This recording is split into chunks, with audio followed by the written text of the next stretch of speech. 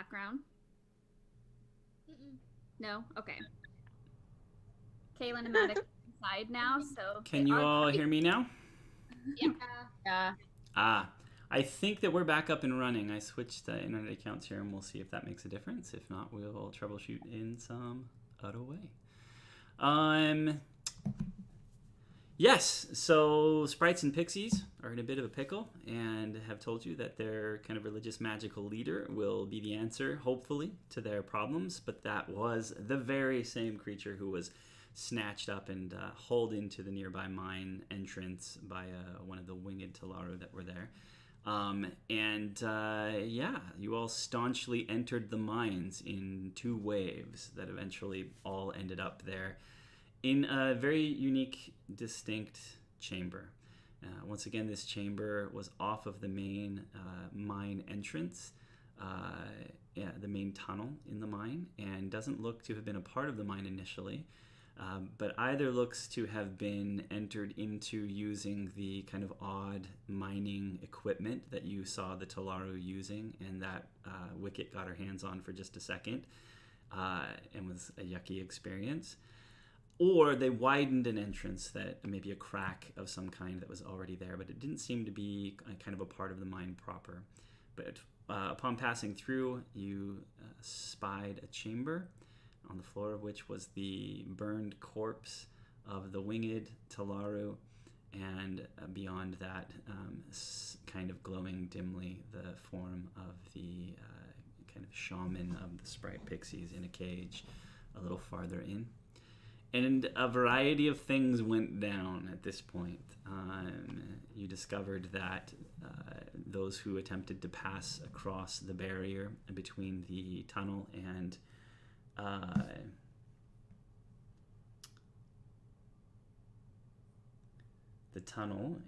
the Sorry, I am getting a bit of I think, an error over here on Twitch again. Hold on a second. You guys can still hear me? Yeah. Mm-hmm.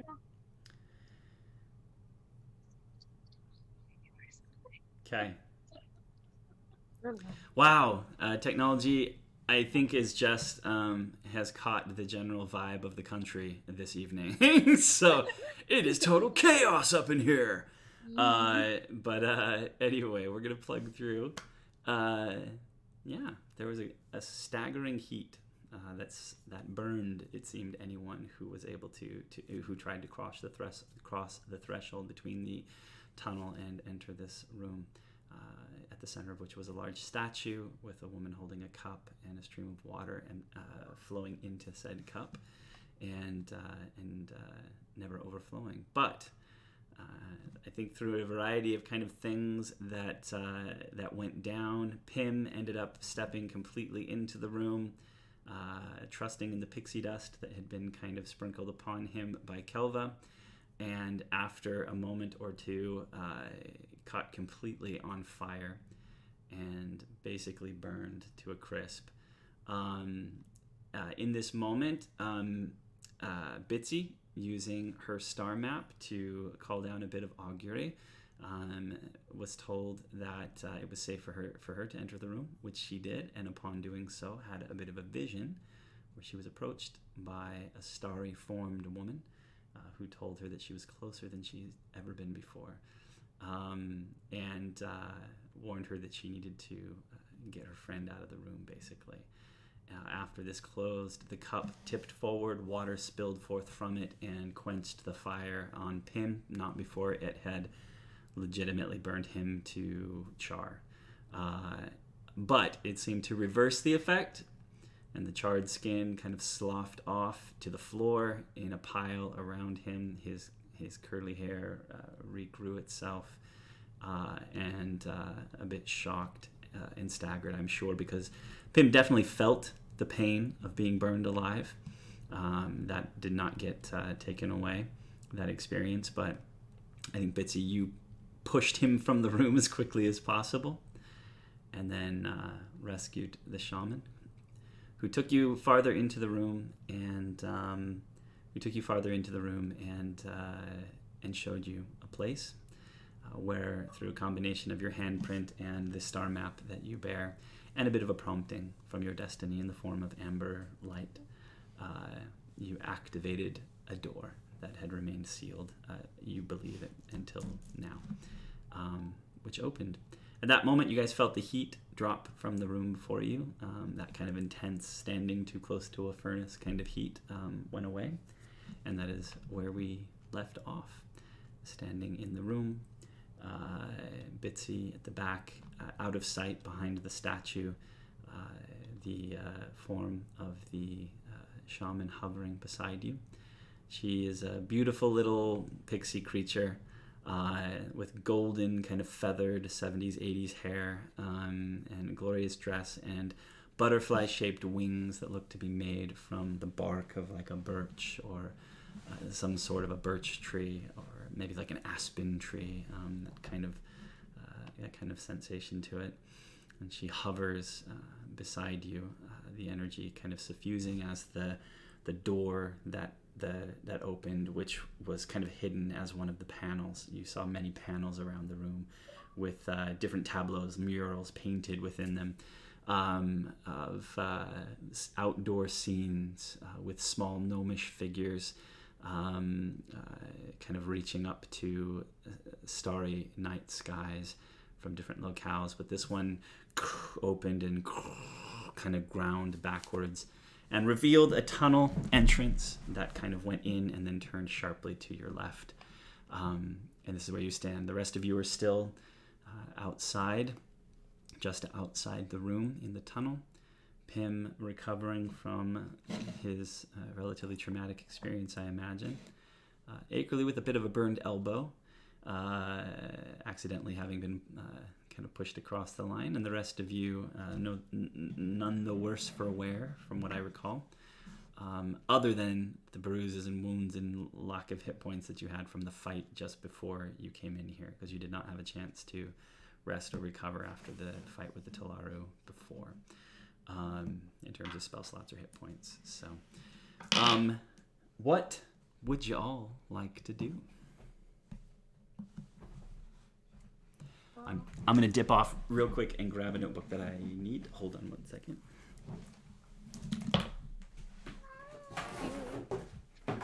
TM's gone. Okay, he's back. We celebrated too soon. Short-lived. A world with no god. Taste of freedom. I don't know if I liked it or hated it. He came back too fast for me to decide. Hi, David. Hey, I'm back. We were talking about Oh, okay. You'll have to watch our Twitch stream later to find out what we said. Sounds Tim good. is just going to Will be do. sitting there, kind of taking some deep breaths. He's recovering. Yeah. But Cat's just gonna pat his arm gently. I don't know where I am, but if I'm in the back, I'm gonna push my way up to the front and just kind of call out Bitsy. I almost called you by a completely different character name. And a campaign going. Bitsy, are you alive?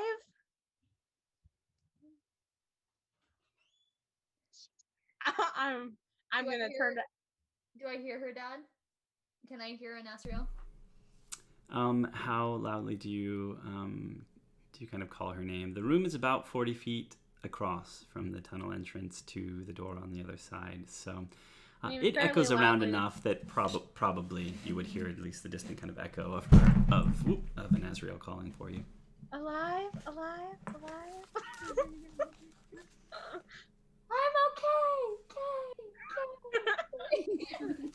There's a door. I don't really know where it goes. But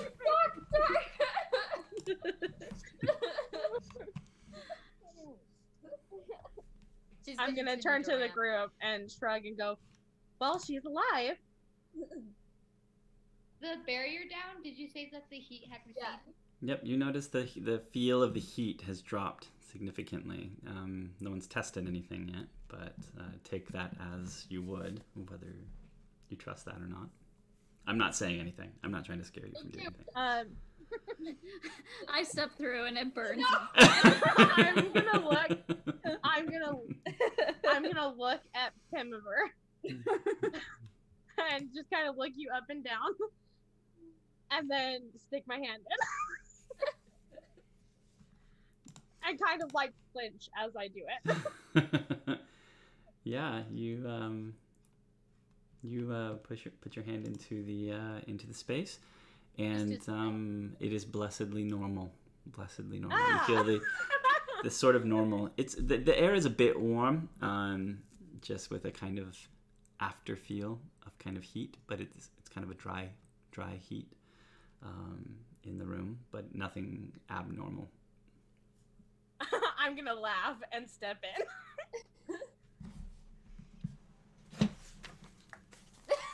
You're alive. I was waiting to make sure nothing happened. I was waiting to explode. You burst into flame. No. That's what I was waiting for. Yeah, you hold your breath for a moment, and then nothing seems to happen. Wait, it's just like It's safe. okay. And I'm gonna turn to everyone and thumbs up.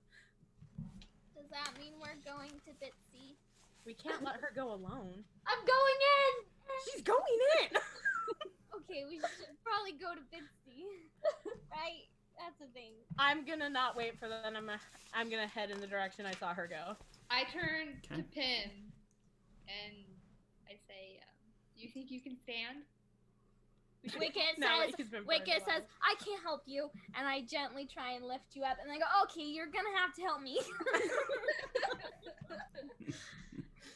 Pim stands up and says, all right, let's go follow Bitsy.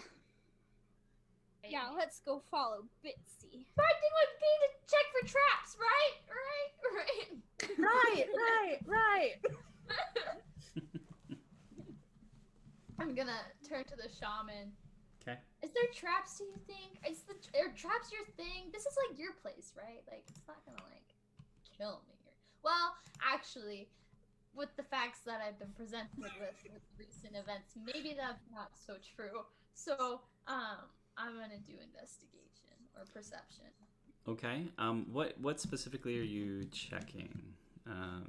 Just to see anything of the deadly sorts. Are you checking the doorway that opened in front of you, or? Yeah, and the first couple feet. Okay, of the new tunnel that's kind of been I opened. do have dark vision, if that Okay. helps. Okay, so that'll kind of make things normal for you.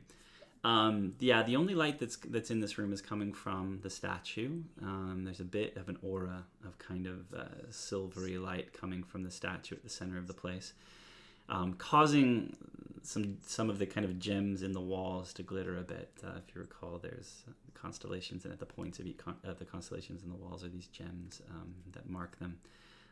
But for those of you that don't have dark vision, it's dim light, so in here, so you'll be at disadvantage a bit, kind of looking around, unless you guys pop out a torch or do some other arcane kind of version of light. But yeah, you go ahead and do an investigation check if you're really going to kind of get in there and look to see if there's any sort of traps here at the entrance of this. How long does it take me to reach her? Make it soon.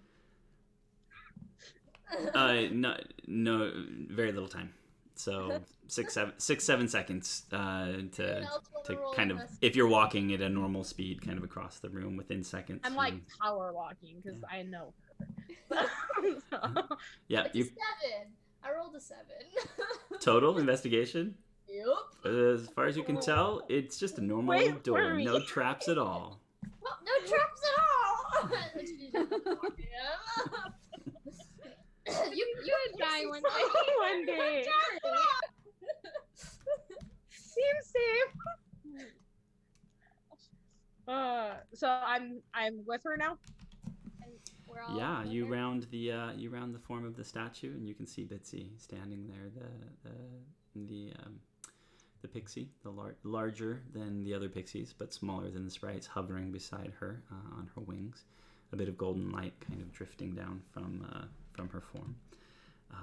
as she kind of stares in awe, and this is the pixie that I'm speaking of, staring kind of in awe at the opening of the entrance here, and then looking down at Bitsy as you kind of round the corner, who is kind of checking the sides of the door and the floor very officially, kind of determined to detect things and finding nothing.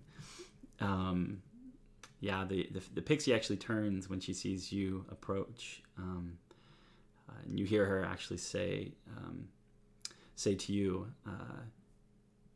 "Welcome to the Astral Halls of..." And she kind of turns and looks up to the left a little bit and then back at you. "The Astral Halls. It's nice to have people here. It's been so long since any but myself have been able to enter this space. Truly, it is a miracle." And she looks back down at you, Bitsy, adoringly. I'm gonna beam up at her. We're so happy to be here. Except for the fire. Fire here was not cool. Everything else, 10 out of 10. Fire, 0 out of 10. We didn't like that part. Do I see an Astral? Yes. Did anyone else enter? Just an Azrael. Sorry, I was checking notes here a second ago. I think the rest of us followed. And Astral went first, and then the rest of us followed a couple seconds after. I'm gonna run up to her and like start like jumping and like pointing at the walls. Oh, look, gnomes on the walls. Crazy. Right? Did you check for traps? Yeah, there's none. You're sure? Yeah, no, definitely, totally sure. There's nothing. I think the fire's it. I feel like after that, I don't think anyone would get through, so they felt like safe about it. So logically, it makes sense. Speaking of fire, though, is Sogum alright? Because she was on Pim when... True, we had a pixie strapped to your back. I totally forgot about that. Did you? I'm trying to recall from that last episode. I don't remember looking into it. Did you leave her with Kelva? I don't think we did. I think we got caught up in other stuff. There was the other pixies or sprites that we hope we saved the other ones. I genuinely can't remember. Can we say that we left her? I'm pretty sure I left her, David. I mean, for sure, we did not burn a pixie. Fine. I don't. Said Pixie was on me. Take her off of me before I went into the fire room. I'm sure that's what the responsible thing to do. That is definitely true to character. I don't think it happened though, and I think we should be enforcing ramifications for choices you all make to teach you to think of these things in the future, right? If you think about it from a story point. Forget the story point. As player characters, this whole thing is for the greatest story ever rolled. As player characters, it's fine you messed because up. the water came and it unburned me, so I'm sure it unburned the pixie. Briefly tortured a pixie, but it's fine. Do you check? I check. So you reach into your bag, kind of sling your bag around, drop it down, open it up, and a very charred smell kind of wafts out from inside of the bag, and you reach in, and she wasn't in a cage. I'm just backtracking in my brain now. She wasn't in a cage. You just kind of caught her and like locked her in there. And so you reach in, you pull out the thing that she was wrapped in, you kind of pull it out and lay it down on the ground. It's crispy for sure. It is been burned less from fire and more from just intense heat. Kind of the fibers of the blanket that she was wrapped in kind of melted. You have to peel it kind of back away to find the form within. Yeah, she's a mess. She's burned pretty badly. You can see her wings are kind of curled, and one of them is kind of curled completely to the point of being gone. You can see burn tissue on kind of her face and part of her body as she lays there.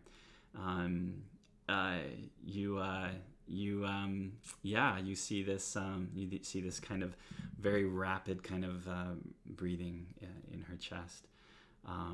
At this moment, the shaman pixie turns and notices what you are doing, and kind of, at first, kind of inquisitively, kind of flutters over to kind of peer over your shoulder, and then her eyes widened. Sovum! And she kind of flutters down past your shoulder to the ground, standing there. You see her tiny little feet kind of alight on the stone of the ground as she drops down and kind of peers at her. She bends over, turns her head, and puts an ear down to listen. She doesn't touch Sovum at all, but kind of props her ear an inch or so above the chest, and just kind of closes her eyes and breathes for a moment as she listens. And then she looks back up at you, Pim, looks you in the eye, and then you see her eyes dart down to your neck, as her eyes then draw a line from the mark on your neck down to Sovum before you, and she flutters back ever so slightly. What is this corruption that I feel?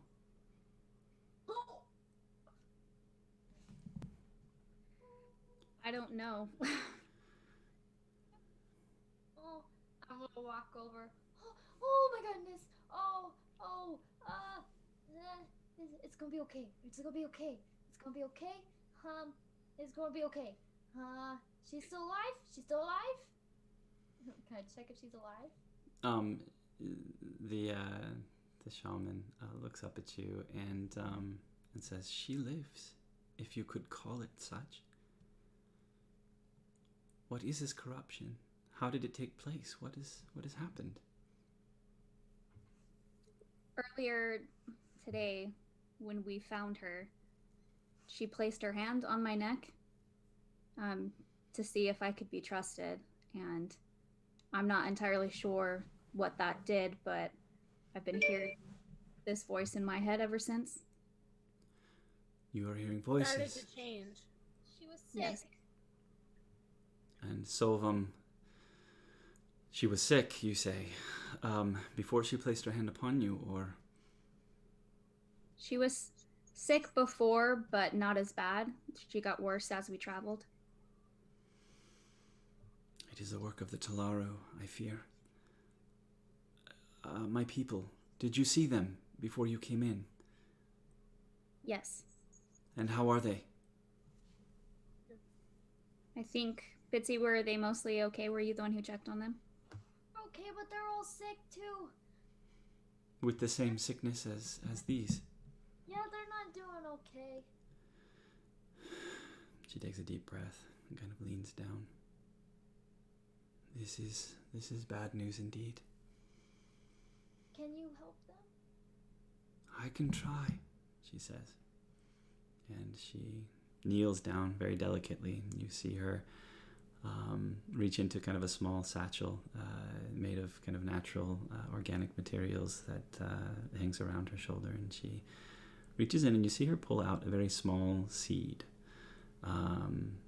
Very small seed for, I don't know if any of you are nature people in terms of nature skills, but seed that maybe would be a small seed of a flower, not so much for a tree or a larger plant, but the very small and delicate seed of some sort of a wildflower perhaps. And she pulls it out, and you see her hold it in her left hand and begin to whisper words as she kind of bends and mutters, so quietly that you can't hear. But as she does so, you can see a bit of golden energy kind of coalesce in her palm from her. It's the same golden energy that surrounds her being, and it fills her palm, and then it wraps itself around the seed. And you see her reach down with her other hand and place it just over the other seed. And there's a transfer of this energy, this kind of golden energy, and a line upwards from the seed to her hand. And you see her pull it away. And as she does, an image, kind of a ghostly golden apparition of the seed that she was holding, appears in her hands. and she's holding it lightly, and she replaces the seed inside of her pouch, and she bends down over Sovum, and she says to her, May you regrow to whatever degree I am able to help. And she places this kind of ethereal, kind of golden seed on the chest of Sovum. And you see the rapid kind of heartbeat kind of breathing of her chest kind of increase, if that's possible, to a feverish kind of pace as this golden energy kind of, this golden seed kind of increases its glow, and you see it spark ever so slightly, kind of small static kind of spark a couple of times, and as that happens, you can see this the pixie shaman kind of react with kind of a caught breath and a hand to her chest, kind of as she watches on. And you can see green energy kind of rising up from Sovum and kind of rolling towards and wrapping itself around this seed. And it begins to spark, kind of zzz, zzz, zzz, and it shatters a little bit and kind of retreats to the very edges, the tips of Sovum's hair, and down to the kind of tips of her, what's left of her shoes that she was wearing. And the golden seed and the energy kind of fades down and kind of crosses over her body, and you can see the damage of the burning begin to repair itself. Kind of twisted, almost melted looking skin kind of ripple and then return to kind of a normal texture and tone. You can see a bit of the kind of blackened kind of char kind of flake off until Sovum returns to a bit of kind of her normal self, and you see her eyes flicker open, and she looks up, and they are just wall to wall green, emerald green energy, and she opens her mouth and hisses up at you, and as quick as lightning, the shaman reaches out, taps her on the forehead, and says, "Sleep." And you see Sovum kind of collapse back down into a pile, and the shaman turns back to you. "I believe that I have healed her body, but I don't know what will be done about the state of her spirit. Something is wrong. I will need to think on it more and see if I might be able to come to a conclusion as to what I might do to help. I fear it might be beyond me." She kind of just looks down and contemplates briefly. Would having something that possibly did this to her help? She looks up at you. "It might." I'm gonna pull out, because I have that staff. Staff? Was it a staff or like a dagger? Or I think Right. it was a staff. Uh-huh. I have that staff. And I'm gonna pull it out. You pull it out, the cedarwood staff with a large emerald green crystal incisor strapped to the top of it, and you can see there's a bit of an eerie response taking place as you pull it forward, something that you were not aware of until you brought it forward and looked at it. You can see a bit of a tendril of this kind of emerald green energy kind of curling off in a wisp and kind of curving through the air towards the statue at the center of the room, and a bit of the silvery kind of energy, the argent colored energy coming from that statue in a wisp towards this green energy, and they're reaching outward towards each other. And as you pull it forward and this becomes clear, the shaman looks up and says, "No! We must leave! Remove it at once!" I am literally gonna turn around and book it. Okay. Across the room. Literally, like, flat out running with this staff to get it out of there.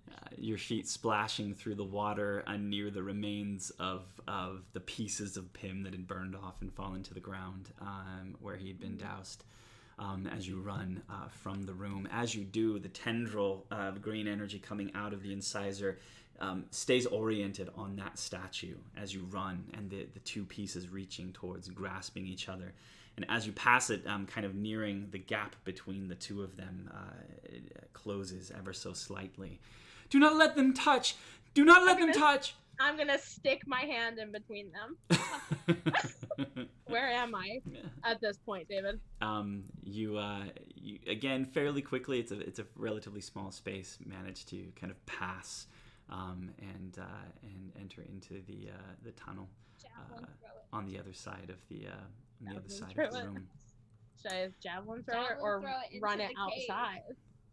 But it wasn't a problem until I entered this area. It's just like javelin throw it into the cave. Okay, I guess I'm gonna try javelin throwing. Actually, yeah. Here. Let's actually say this. As you turn and you make a run for it, Pym, I want you to make a wisdom saving throw for me. Wisdom curse. Yeah. Okay. You're connected to this. We saw that last time. It was super cool. Don't know what's going on. Don't die. I love you, don't die, but also I really want to know what's going on with you. Right. Also, you need help. 16. Oh, awesome. Good job. You feel something as an Asriel turns and begins to run with this staff. There is a sudden desire, an urge inside of you to reach out and grab that staff. Almost a flare of frustration beyond frustration. It's anger that flares inside of you at an Asriel as she runs off with that staff in that direction.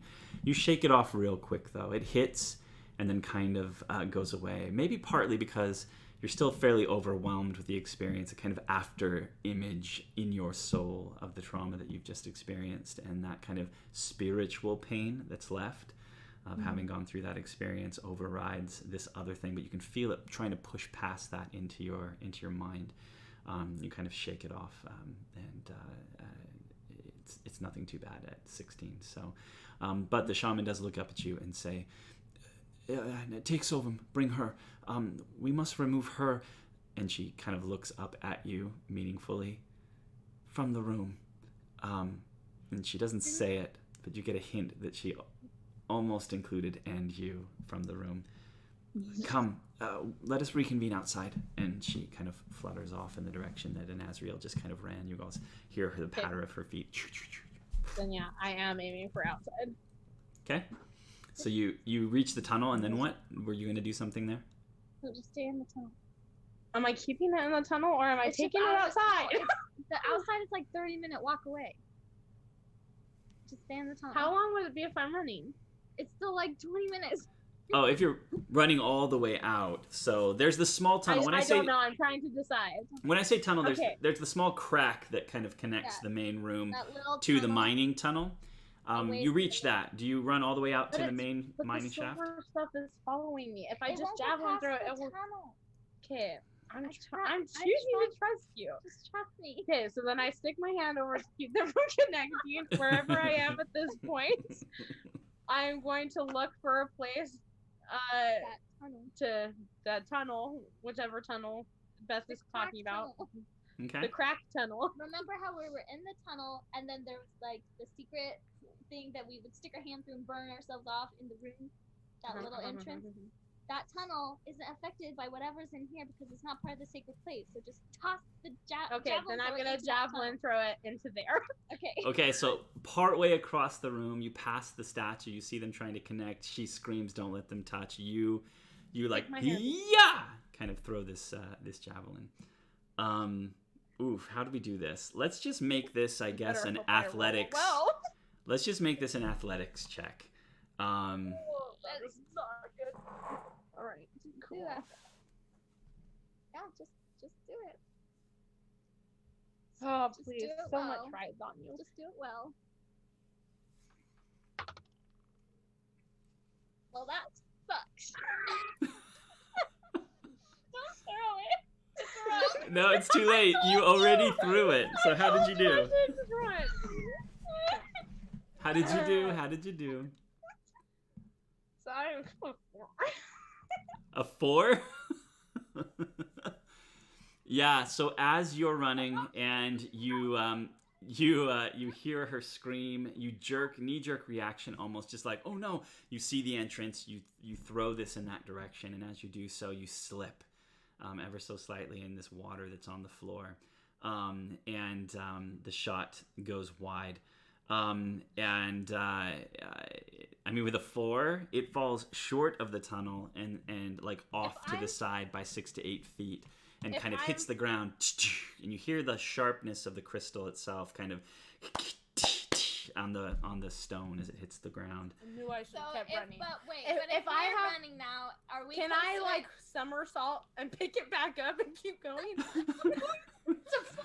I've been in battle before. I can try acrobatics. Right. We'll see. Here we'll say that you do notice as it hits the ground this tendril of energy. There's a bit of a spike in the energy, kind of a of green energy around it, and you see the tendril lengthen ever so slightly. And they are coming dangerously close now at this point. Akerly, your Ikumi mouth. at this point, like yells at Nazriel, "Go get it!" And I jump in front of the tendril and put my whole body from actually touching. Oh, don't do that, Akerly. Okay, so you. Are we? We're gonna die. So wait, if we're running, like our group is now also running towards the thing, and so if we're all running and she just fell, and then the thing fell over here, are we close to it? Can we pick it up? I took off Well, first. I and wasn't taller running. than like Yeah, all she- of our group. I know, but you just like stumbled and all that, and we would have been like rounding the corner now, right? Right. Well, you probably were coming around. I mean, it depends. Did you take off after an Azrael when she started running? Didn't we? All of us? I thought mean, that she was- took off. It was a shaman. She took I off. took off. I know you. You took guys off. were all still standing there. I know, but you took off. We were all still standing there, and then after you took off, the pixie was like, "We should all go talk outside." So I thought we all just took off after. Right. The time that it would have taken her to kind of say all of that, I think an Azra got most of the way across the room. It would take another second or two for you to make it over there. So as an Azrael kind of slips and it flies and she drops to one knee, if you were turning and kind of heading that way, you would maybe get about to where an Azrael is, but probably not have gotten to the far edge yet. So Akerly, If I pick it up, am I gonna turn evil, David? Just touch it. you can't ask those kinds of questions. Not touch it. It's you. Because I can run fast, so I can No. maybe I can dash pretty quickly. That's what got you I'm burned great alive. acrobatics, so maybe Right. I can get it. Well, I'm if we just like, nervous break to pick off it and then we'll grab it. Yeah, you are quicker, Pim, for sure. I am the best to try and 'Cause- get it is the thing, I'm guys. gonna turn into an evil god. Hey, we're just gonna trust that I'm not, and that you guys can save me if I The do. voice in the staff literally spoke to you Yeah, and then burned you, and then you got Yeah. burned alive.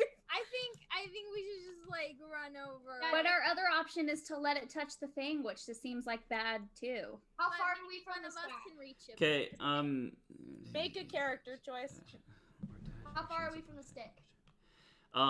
So for just to stay true to your character's features, this would be like a step of the wind, using your key to move, basically double movement Hold on, on hold your on, turn. hold on. I know. Hold on.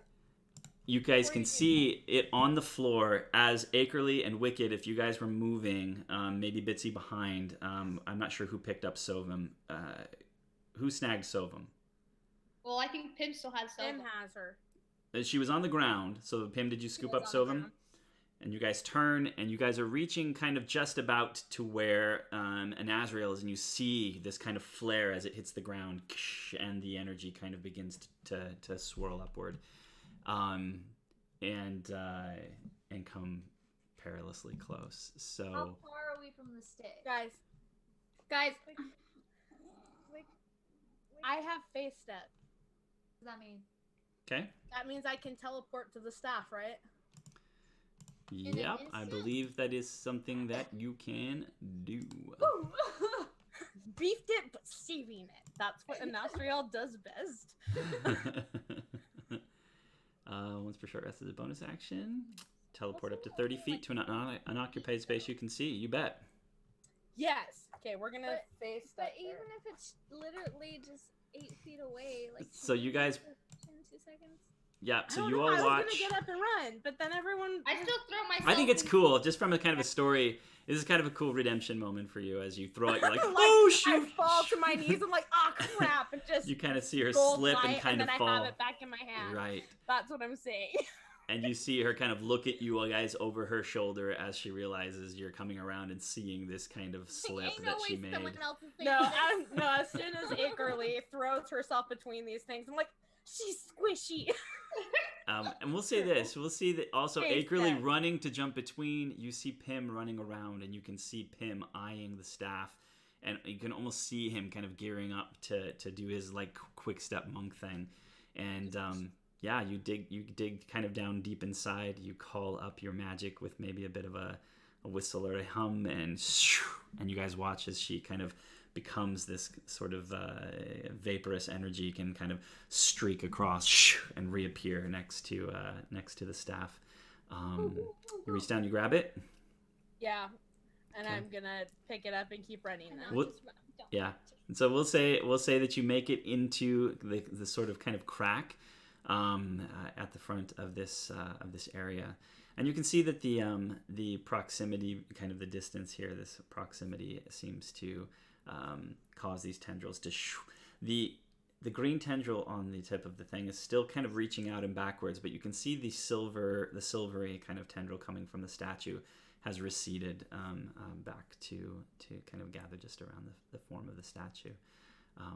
As you kind of stand there breathing the aftermath of this, and everybody kind of hustling up towards you, you all reapproach and slide into this small tunnel. Wait, can I? Where does the tunnel go again? Is this the one that goes outside?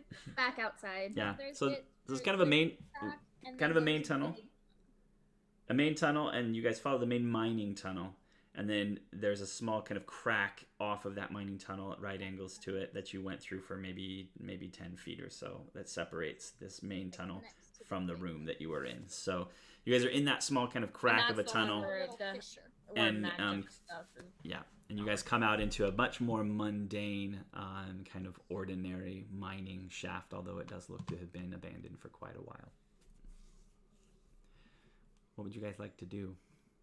Akerly lets out a sigh of relief as these tendrils recede, and then follows after them. Oh, Pim is gonna sort of keep his distance. Okay. good plan. Good plan. Wicket just plops down in the dirt and is like, "What do we do? I'm so tired, and I don't know. Everyone's gonna turn evil, and I think we're breaking things that shouldn't be broken, and I don't understand what's happening, and Akerly everyone's shushes her. almost dying." Shush. And I give her a hug. It's okay. That's back. Nastral's just gonna be looking at you and like hardcore huffing. Yeah. And then reach out and go while I'm breathing hard and just pat your head. Can you take That me? was close. Can you take me to the others? This way. What's that? She said it's this way. He's gonna start like fidgeting with her fingers and like start like standing still and kind of like staring at her feet and like thinking. Okay. So what do I do with this now?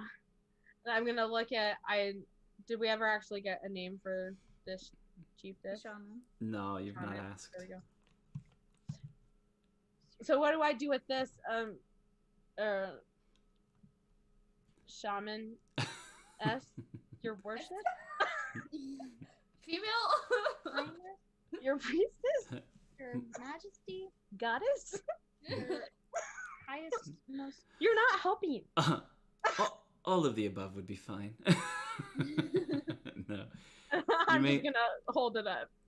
Gesture. you may call me Olivian. That's a pretty name. Thank you.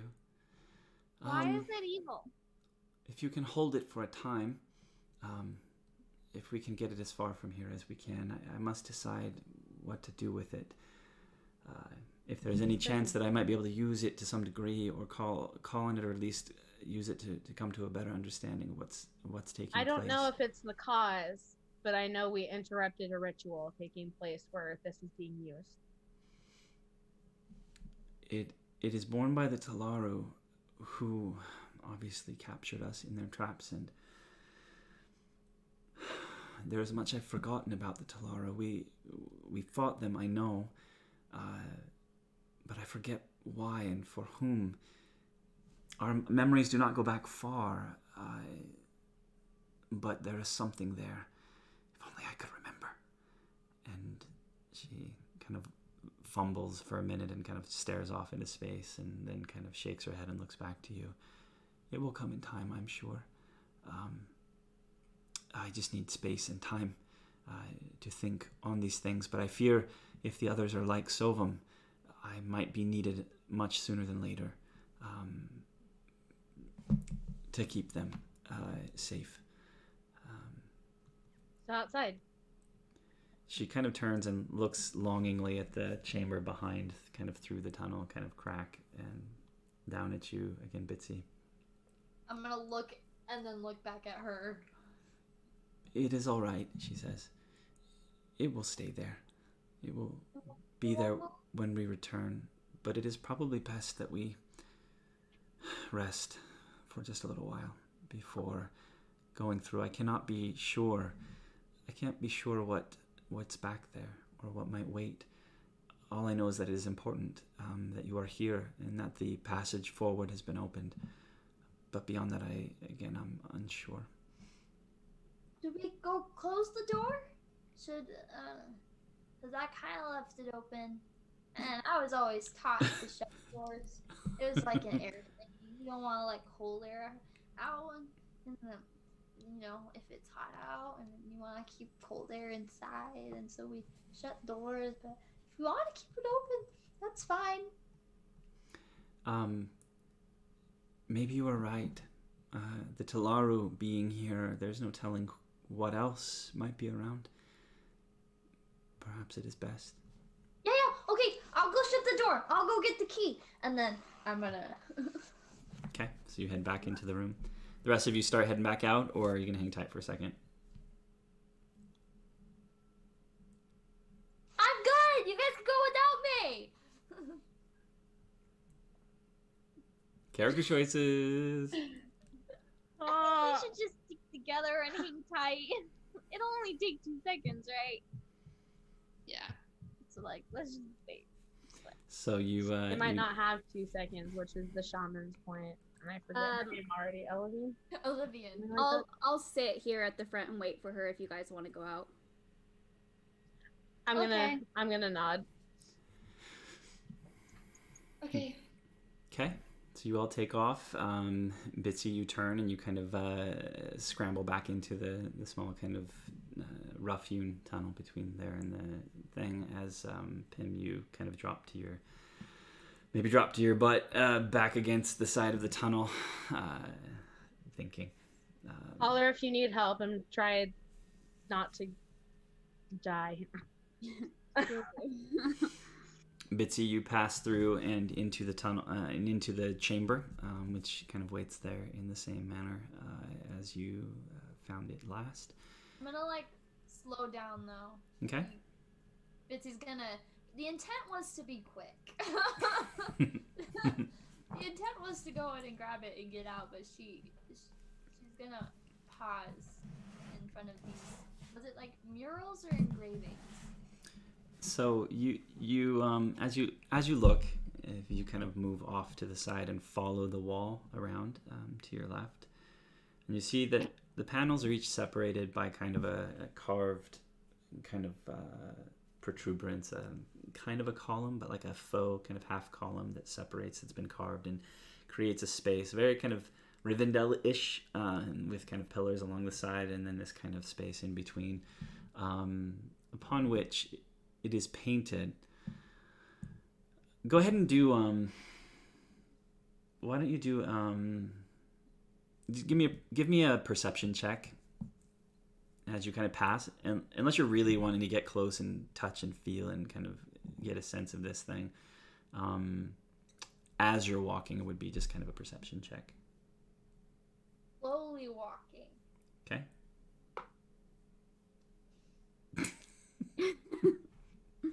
5. A 5. Awesome. You kind of just glance at it. It looks to have been part of it painted on, but the paint is flaking in many places and kind of worn. You get the sense maybe that the color was much brighter at some point in time in the past. And then above, again, the scene. So at the bottom of each scene is a landscape. Many of them are wooded. There are trees around, one or two kind of stylized trees that you see small kind of woodland animals kind of depicted, popping their heads out from behind trunks of trees, or small kind of bushes or flowers. Butterflies kind of moving from place to place. And in each of these scenes, there is a very small figure. And the figure itself is standing upon the land, and in a way that you're getting used to after some of the visions that you've had and seeing some of the things that you've seen. The main form of them is a skeleton of lines, kind of bright, faded here, but kind of white lines with bright white kind of points at the joints of their arms and things, like a little skeletal kind of frame. And you can see the form of them on top, but it's a bit ghostly, as if something has been laid over the top of this kind of skeletal, kind of astral frame of these small creatures. They have a vague kind of form, of a very gnomish form, and you've known 2 gnomes now, so you kind of get the sense that it is a gnomish figure. And in each of these, one again is a kind of a flat landscape, one other one is a hill, with a few trees and a figure at the top with their hands raised. And each of them, the figure is looking up beyond the trees and the landscape to the sky above. And in each of these, you see a different constellation, large and in charge, just lines with pinpricks, where gems have been inlaid, small kind of gems have been inlaid at the corners of these constellations, glittering. There's a few places where the gems are missing, but a lot of them are still there. And you just see a variety of these as you pass, different landscapes. One is at the kind of the entrance to kind of a burrow into a hill. The figure stands in the entrance with their hands raised, kind of looking upwards towards the sky. And you come to the final one just before the door that you opened, and can see. You can see that this one, for the first time, has 2 figures on it.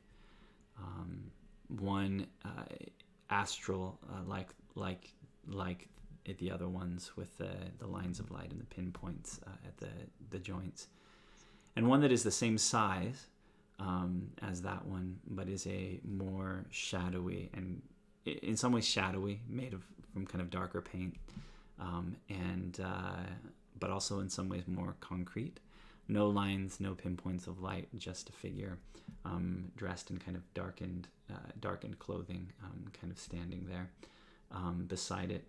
One of them is, the shadowy one is on its knees before the other one, with head bowed in a way that kind of gets across to you a sense of shame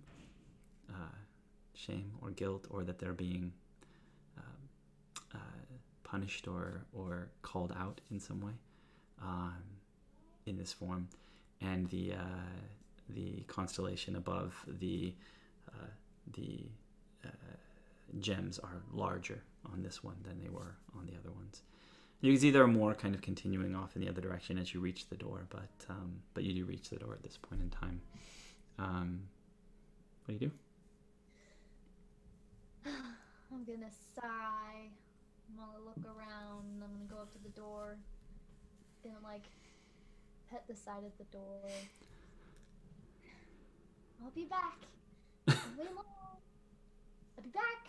Don't break promises. I promise I'll be back. I'll be back. And I'm gonna like grab the disc and then just hold my hand in the disc for like 5 seconds and then look at the door and then look at the entrance. Look towards the door. Like, it would be awful to go in by myself.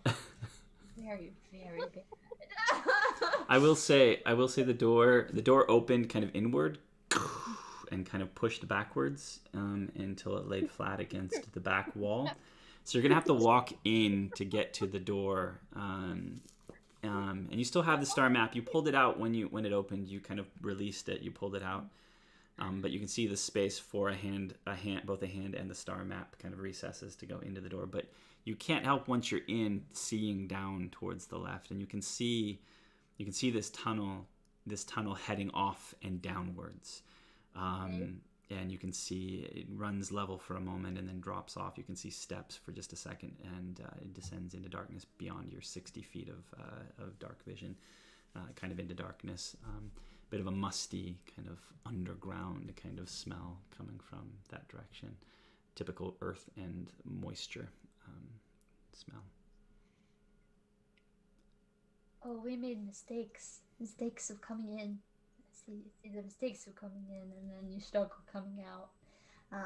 Okay, Bitsy, think. I'm gonna start like fumbling to get the star map out because I'm assuming I'm gonna have to have it out, but I'm struggling because I'm struggling with temptation. What would Oren say? Oren, Bitsy, patience is a virtue. You must wait for things that are good, and hopefully this is good. You never know, Oren. Oren, he's old, but no one knows everything, Oren, you know. And then, but Bitsy, if you leave your friends, you might get hurt. I think cure will. I've never tried curing myself before. Bitsy, don't do it. Okay, Oren. And close the door. And as both the star map and your hands go into their spaces, you can feel a shiver run through the stone, and as it begins to kind of push you backwards out, and you walk backwards until it kind of locks into place. The star map kind of falls out into your hand again. The room is as it was. I'm gonna sit on the floor and then lay on my back and stare at the ceiling. What if it never opens again? That would be sad. And then I'm gonna roll and then dejectedly get back up on my feet. And then run back out. Okay. Pim, you're there as Bitsy reappears to find you.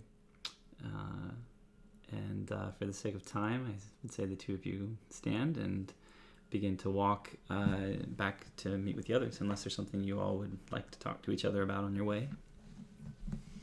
I'm really glad you're okay, Pim. I was really worried for a minute. I don't cry very often, but I was a mess. You know, it's not every day you see your friend get caught on fire. It's true. Not every day you get caught on fire either, but It must have been so scary. I was scared, and I was okay. I was also scared, but I'm okay, so it's fine.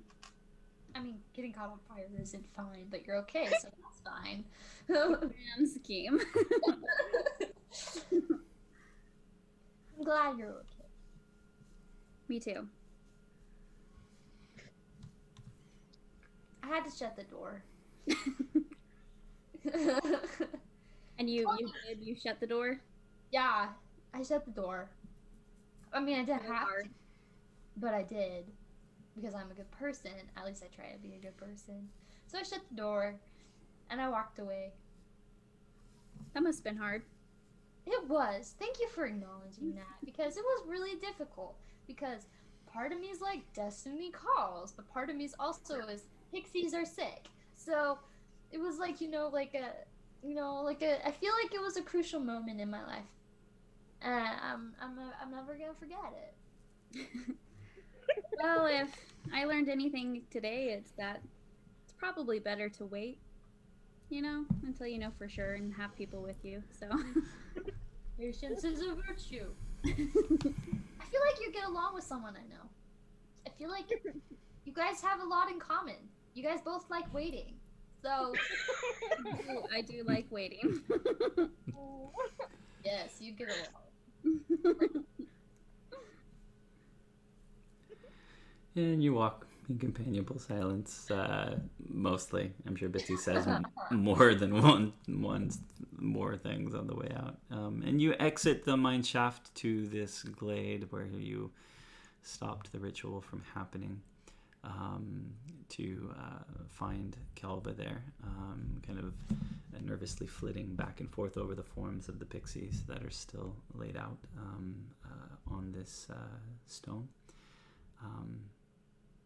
I'm gonna bring over Sovam, who I'm assuming I still have, Yes. and I'm gonna lay her with the others. And as Olivian approaches, Kelva turns and says, "Oh, Mistress Olivian, it is very good to see you. I'm so glad that you made it out okay." "Well met, Kelva," she says. "How are they?" And he kind of moves back over and looks kind of dejectedly down at them. "They are much the same. I have immobilized them to the best of my ability, but there has been little change." And he kind of eyes Sovam as you lay Sovam down. "Much the same as Sovam here." And Olivian kind of sighs and says, "Well," she turns to all of you, "bring them, please, and I will see what I can do to at least buy us some time." And she turns, expecting you to just kind of follow. And she flits across to the stone, kind of a large stone that was at the center, the same place that the Talaru chief was trying to do the ritual before, kind of a flat, kind of cracked little piece of granite at the center of this place. Kelva kind of swoops down and scoops up Pixie and kind of flits in the direction. Do you all help? I'm gonna do it. We'll say that in a relatively short amount of time, you've transferred the bodies of the dozen or so pixies, along with Sovam, to this space, and you see Olivian hovering over it, saying, "I cannot stop it or reverse it that I know of, but perhaps I can slow it down." And she bends down. She hovers down lower till she's hovering just above the surface of this granite rock that they're laid on.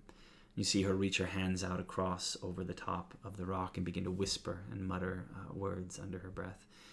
And you see the rock itself begin to glow golden. And as she mutters, and you can hear, though you don't understand necessarily the words that she says, it sounds almost as if it's that tone that someone has when they're asking a favor of somebody. And as she does so, it lights up kind of golden, and you see her begin to pull her hands away, and this tendrils of energy as she pulls this kind of spiritual apparition, kind of golden form of this stone up and out of the stone itself. And you can see it kind of hanging there above. And after a moment, she kind of spreads her hands, and the image shatters as if it were made of stone itself, the stone cracking and then breaking into very small pieces. And they kind of tumble to the ground without a sound.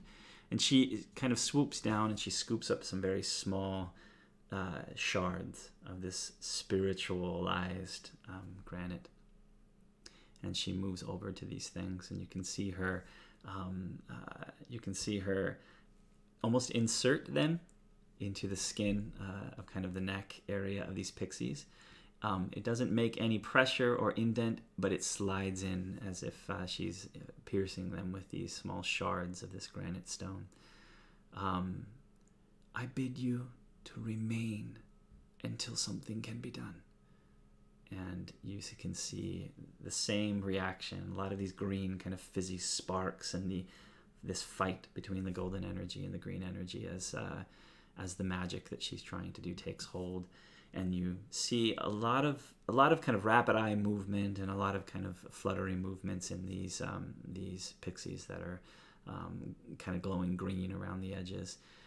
All of that begins to kind of fade into this very kind of dormant and kind of docile position, as they all seem to go into a very deep slumber. You can see just ever so slightly, every once in a while, a bit of a heartbeat kind of go, but it seems to have slowed things down quite dramatically, almost as if they've been put into kind of a stasis. And you see Olivian kind of flutter upward and say, "I have done what I can for now.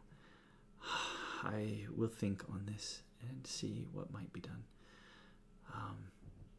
But for now, we should rest.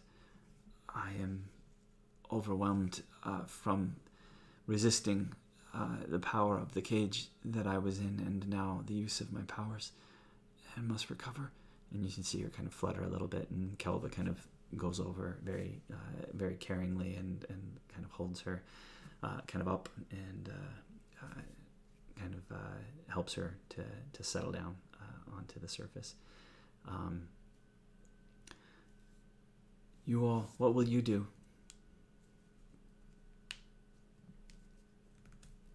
What do we do?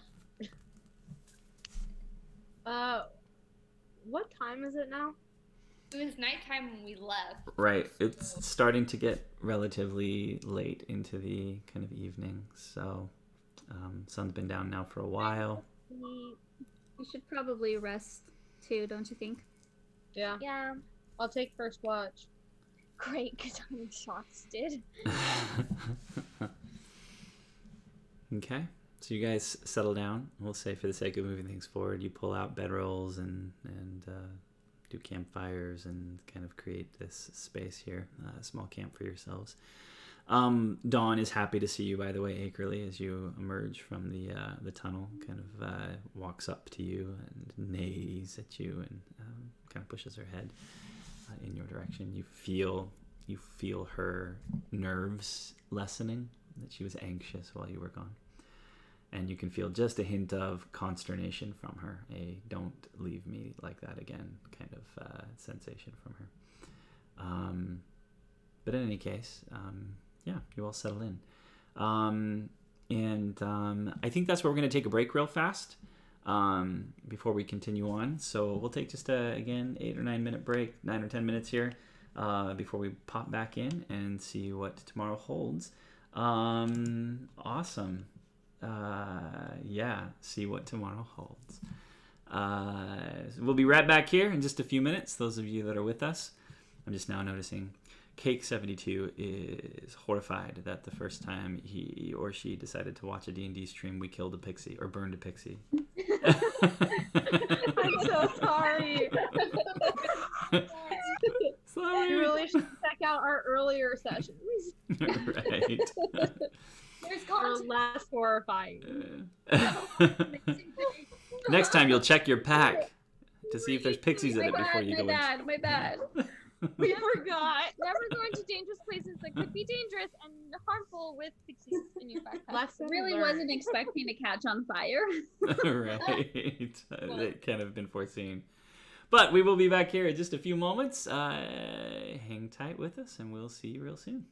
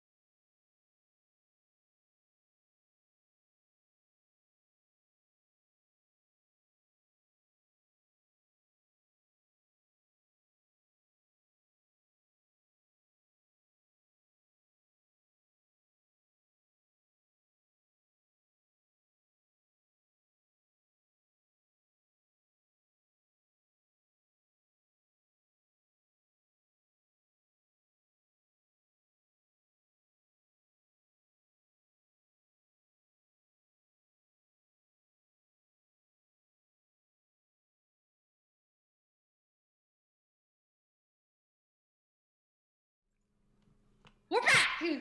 Thank you. Thank you for saying that. I feel like it always has to be me that says it, and so I'm very, very happy to share that burden with somebody else. But not to be outdone, we're back! I can't decide who did it better. I feel like we should take that and then vote It's as not a winner. competition, but Sure, I guess. I would vote for we're you. back! I hope you remember this next time I'm in a fight and need help. Okay. If that's the deal, I also vote for you. So. You know, it is now my goal to become a god in this campaign and kill all of you. So- That is a very cool character True. goal. However, I will help you with that if you promise to save me from your wrath. I'll also jump on that deal. That's Come on, you guys. You Farming pickle. tactics here. I Okay. mean, two of you are my daughters. I expect you to become gods in this game, or I'll be super, super disappointed. So, watch as I become a god and you guys don't. He'll just trade places. He'll be fine. I actually don't want to be a god in this game. My goal is to make him a god in this game. I feel like he'd be a fair god. it would be a god that's down with waiting every once in a while. So, Underdog That's what here. all good gods are. Okay, I'm not making you a god. Underdog! You're too spazzy to be a god. You're really knowledgeable about lots of things. I would be so If there's afraid a to live in rock- a world where you were a god. If there are rocks and gems, I'm a great god. the god of rocks and gems. Also tinking. Tinking. that is the great craft of creating fairy people? I don't know. Of shaking and sounding like a bell? Tinking. Oh, I'm so glad we're having this conversation live. No, right. We are very live. And Oh my goodness. and Wicket is going to be the god of tinking. You guys should all think about what you want to be the gods of as well. So Tinking is now a thing moving forward. Wicket is the god of tinking. Oh, okay. but enough dilly-daddling as Abigail said. Okay. Back to the game, where we find ourselves in a small clearing at the foot of a cliff of a kind of quarried cliff of stone, passing the night. It's a bit stinky around these here parts. If you remember, there are a couple of kind of fetid pools of water around and a decaying tree nearby, and you make the best of kind of a yucky situation. But for the sake of moving the story along, we'll say that the night goes. You guys take a variety of turns for watch, but nothing seems to bug you or bother you during the night. And finally, the sun does manage to rise. The wood is relatively tight, but there is, in this kind of cleared area, a bit of an opening above, so you do see the shaft of kind of sunlight kind of make its way down. For those of you that are into the sun, some people aren't. I'm not going to just assume everybody is like, lives are brightened by the sunshine. But those of you that like that sort of a thing, the sun is a welcome addition to this situation. I think I saw a hand in the class. Watch realize that Wicket snores. Just You all discover this about her. I sleep mumble. It's just gems and tinkers. 1 ruby, 2 ruby. Do we regain our lost hit points? Yes, so you're going to go back up on all your hit points, all your spell slots, any special features or traits that needed a rest, like key points or phase step or any of those things. All of that is recovered. You are back and ready to rock and roll. There's an option in D&D Beyond to just click on, I think, long rest, and I think when you take long rest, it'll reset all of that stuff for you. Right, I already reset it. I just had to reset face step and hit points. Okay. I think. Kidok. And you come to, and you find yourselves in this clearing, and you can see the small still bodies of the pixies still in their semi kind of comatose state. Very little kind of biological, physiological movement. Barely any hint of breath happening if you were to get real close or kind of try to feel for a pulse.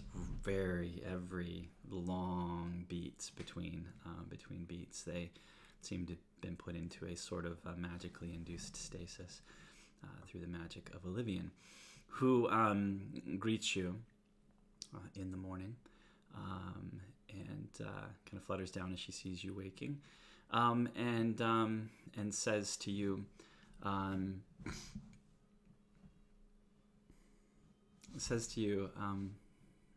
have slept fitfully and thought through the night about what we might do in this situation. It is certainly beyond me. There are those with more power than I have, those who I believe gave us the power that we have. Those like you, and she points towards you, Bitsy, and then turns also to you, Wicket, and like you, in a way, perhaps one of your kind might be able to help us with this. It is the only thing that I can think of at this point in time. So much of our past has been forgotten, but I feel that through that chamber, the astral halls, perhaps beyond, now that it is open, we might find those who would be able to combat this great sickness that has befallen our people, and learn more, understand more about what is happening, what the Talaru are doing, and what magics they bring with them now. Yeah, we'll figure it out. No worries. You're in luck because there's not one of our kind. There's two. Well, I think maybe that. I think we're the same kind, sort of. I don't know. She's into stone, like rock. I'm a rock gnome. She's a rock gnome. I think I'm a forest gnome. That's just from the You information. look like one. Yeah, that's what Wicket says, and I'm pretty sure Wicket is knowledgeable. So I'm very knowledgeable. I'm like an expert at gnomes. she's Sometimes. seriously, you are. She's the most expert gnome I've ever met. So Because I'm the only Well, that is good. Doesn't know how to make magic bread. Then- so. Perhaps you know how to solve this problem already. no. No.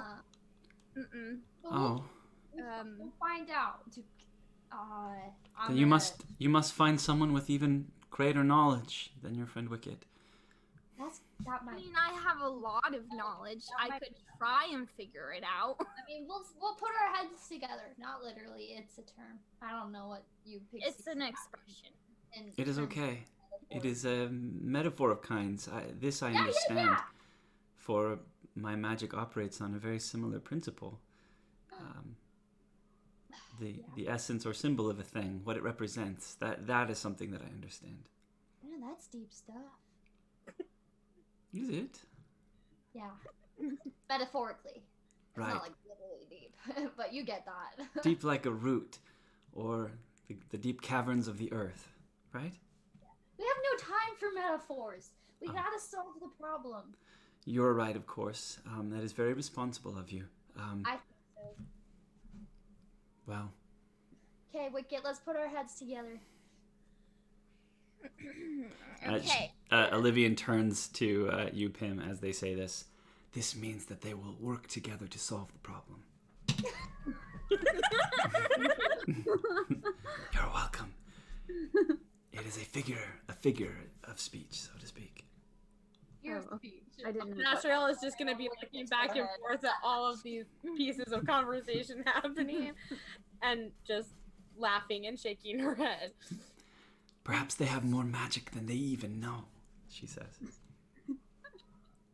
She So, turns like- to Kelva at that point and says, Kelva, I have great hope, but let us go and collect what we need to maintain the stasis of our family. There should be things nearby in the forest, and she turns back to you. We will leave you now. You know the way, and there is little I might do to help you, for I know very little of what lies beyond the door. Good luck. Be safe and careful. And we will wait for you super here. careful. Super careful. She's gonna start fidgeting again.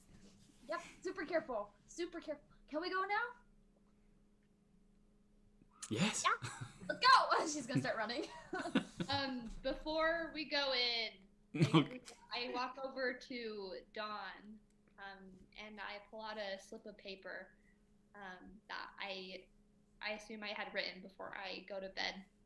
I slip it into Dawn's satchel, and gently grab her muzzle and say, if anything happens to me, take this back to Elda. You know where. She, you can feel through the bit of a link that you share with Dawn, a very kind of questioning response. Very clearly a feeling of, you're leaving me again? Do you think you do well in a cave? She stamps kind of her front feet a couple of times and kind of tosses her head. And you get a kind of image of her standing stalwartly, steadfastly, as a great storm rolls across the plains of Elda. And a strong sense of her saying, there isn't a storm I can't weather. I'm not talking about a storm. I'm talking about a cave in darkness. Don't be dramatic, okay? She turns around and points her butt at you. Fine,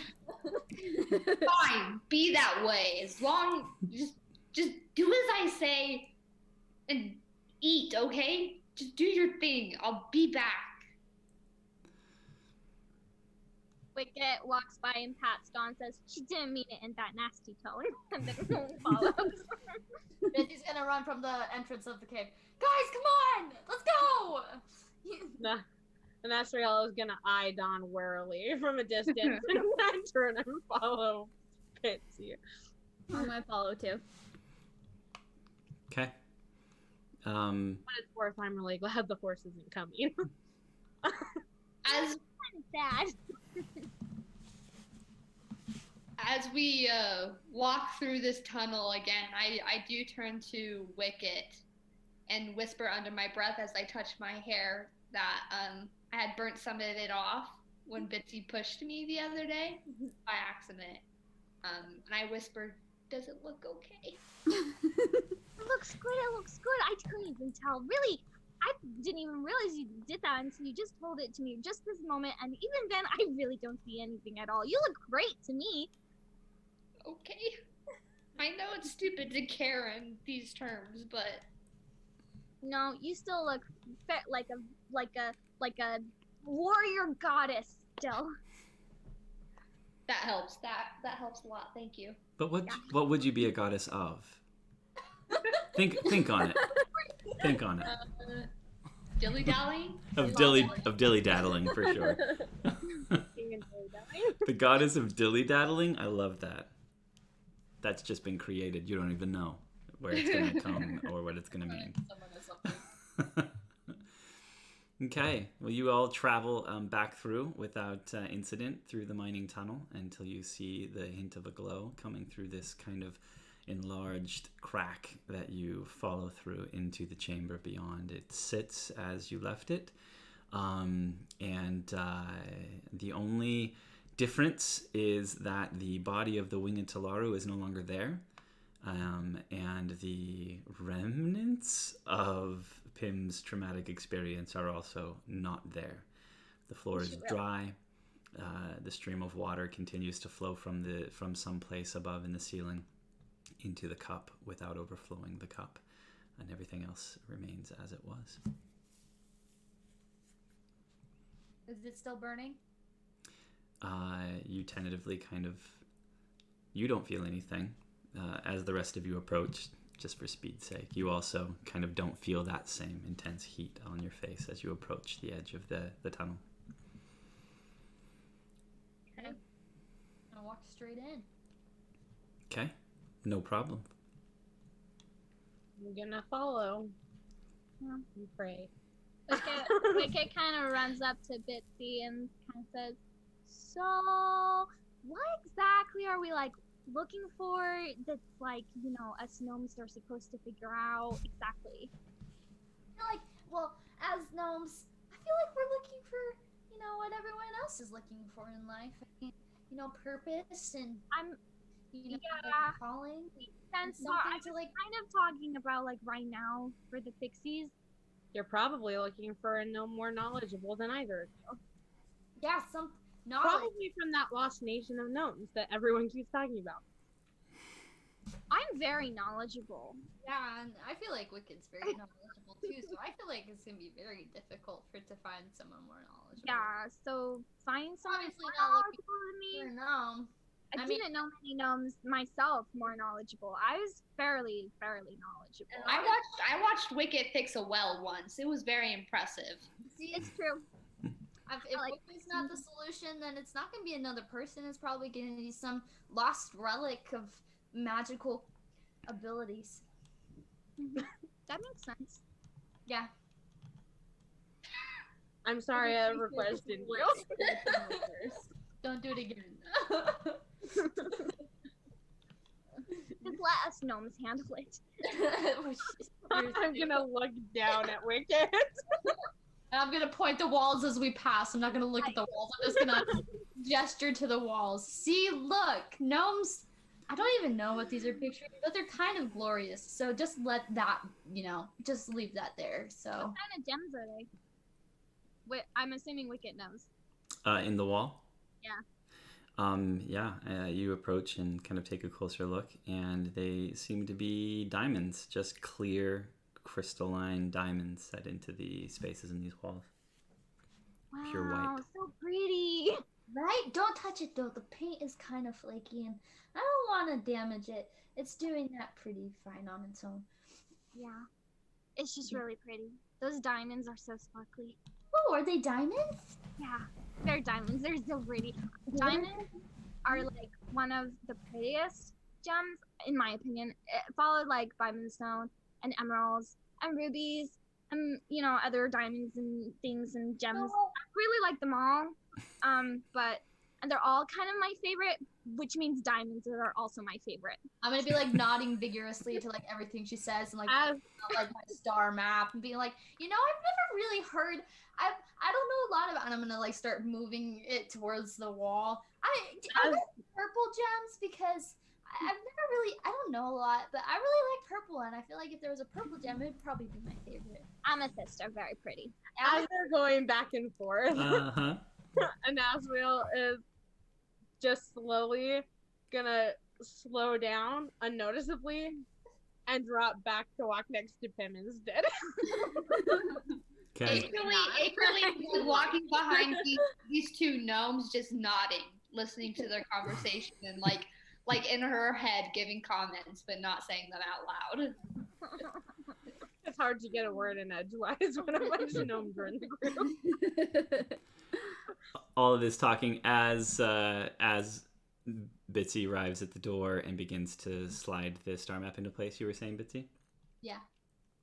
You slide it into place with your right hand. Wicked. Clicks. Put your hand there. I want to see if it works.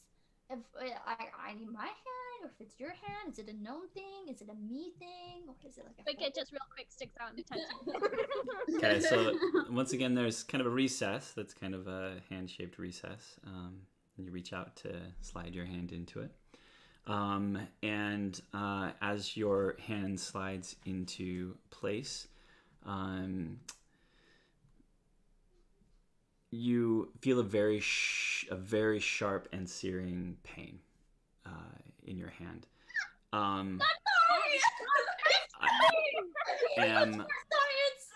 I do want you to make a check for me. Let's make it a. I'm gonna have you do 2 checks for me. One is gonna be a wisdom saving throw, And then I want you to also do just a general strength check, just your d20 plus your strength modifier. Please survive this. I don't think Bitsy can recover if you get hurt. Wait, that's not my saving throw.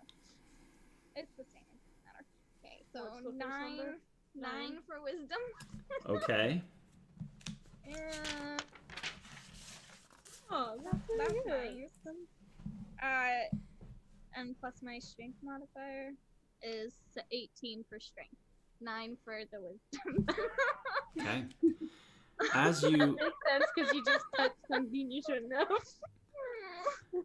as your hand settles in and you feel this searing pain, blackness flows out, explodes outward from around your hand, inky shadow, and wraps itself just around you in this kind of cloud, and you're immediately transported kind of mentally away from the space that you're in. No.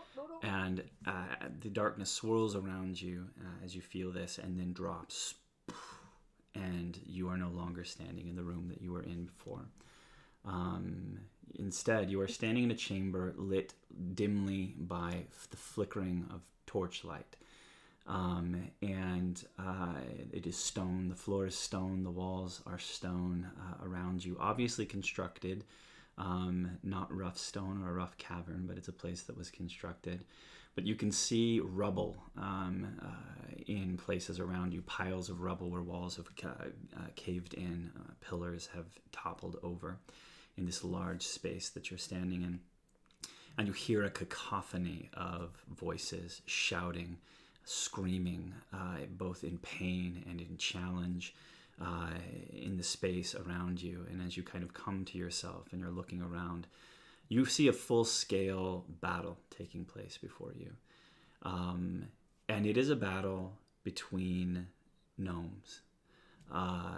You see the room, which is a large, relatively large space that you stand in, is just filled with a chaos of bodies moving in and out and among and between each other.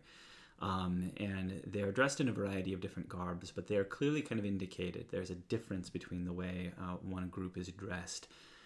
One group is dressed in dark, kind of stained leather gear, kind of black dyed linen with leather, darkened leather kind of pulled over the outside of it, and wield a variety of weapons, short swords and crossbows and things, small kind of hand axes and things. And the other group that is mixed in and around and among these is dressed in kind of greens and browns, and much more kind of natural, kind of organic colors. And you can see them fighting and falling, wounding each other. And in between the two of these, you can see, as they kind of clash and move in and around, you see several things of note. You hear a grinding, kind of screeching noise, and a great kind of sound. And then out of the ground, you see the earth kind of protrude upwards and then kind of spill outwards. And you see metallic constructs rise from under the ground and begin to slink kind of across the ground and begin to attack the gnomes that are garbed in green and brown, fighting on the side of the kind of darkened, the dark leather wearing gnomes. And they kind of squeal and screech as they fight and they bite down on these others. And they begin to kind of move around the edges. And you see two gnomes that stand out above the rest. One of which is on the side of those in green and brown, standing with white hair flowing out and up and kind of waving almost in some unseen breeze, standing with a rod in her hand. And the rod is kind of a golden material with a very large diamond on the end that is just bright with light.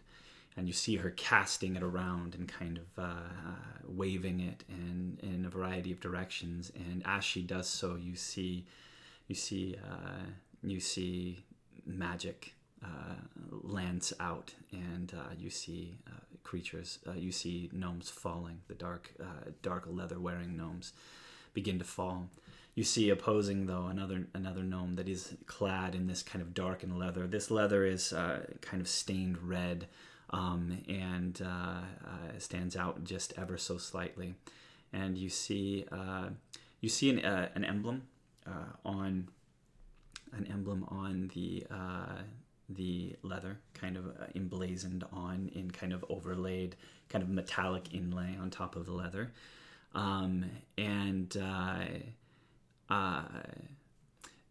For lack of anything else at the moment, I will say that it's a symbol that is familiar to you, and is kind of laid into the leather on this. Is all that I'll say about that for now. And you can see that the green and brown wearing magic wielder on the other side has a tabard over a tunic.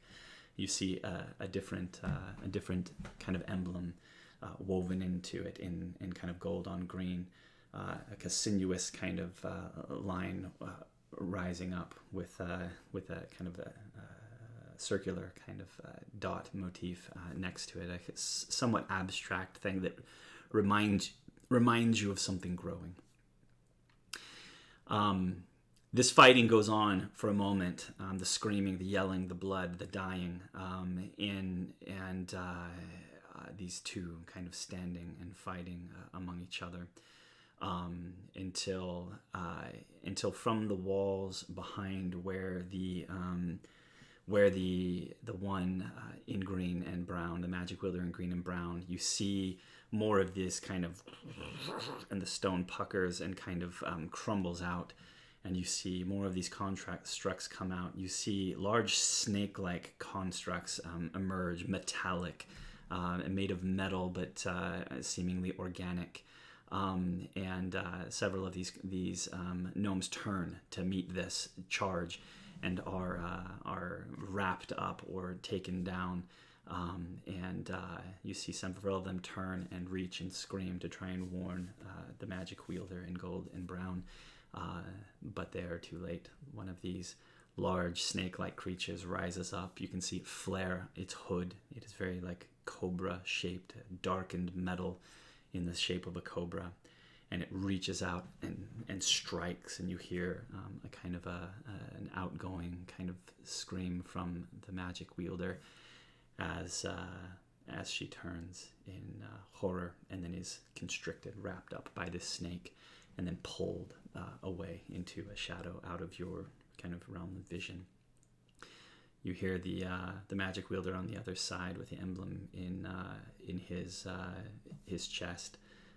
Scream in victory, a kind of triumphal kind of thing that's taken up by the dark leather-clad gnomes as they rush forward. And as they rush forward, shadow erupts once more and wraps everything that you see before you, before closing in on you.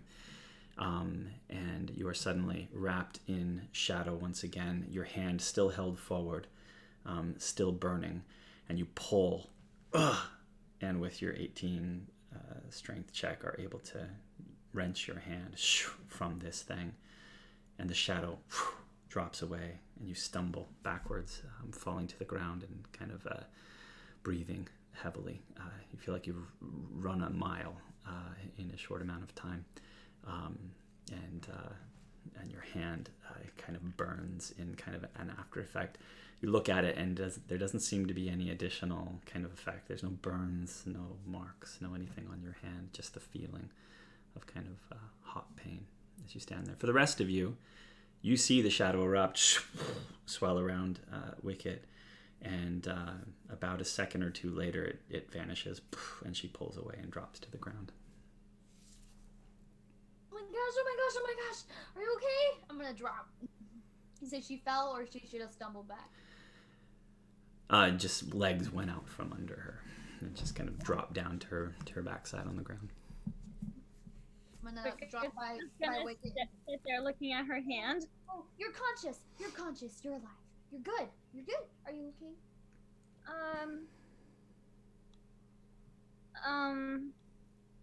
Yeah, I think so. You think so? It kind of hurt. I think maybe you should touch the walls from now on. I'll touch all the walls. You don't have to touch any walls.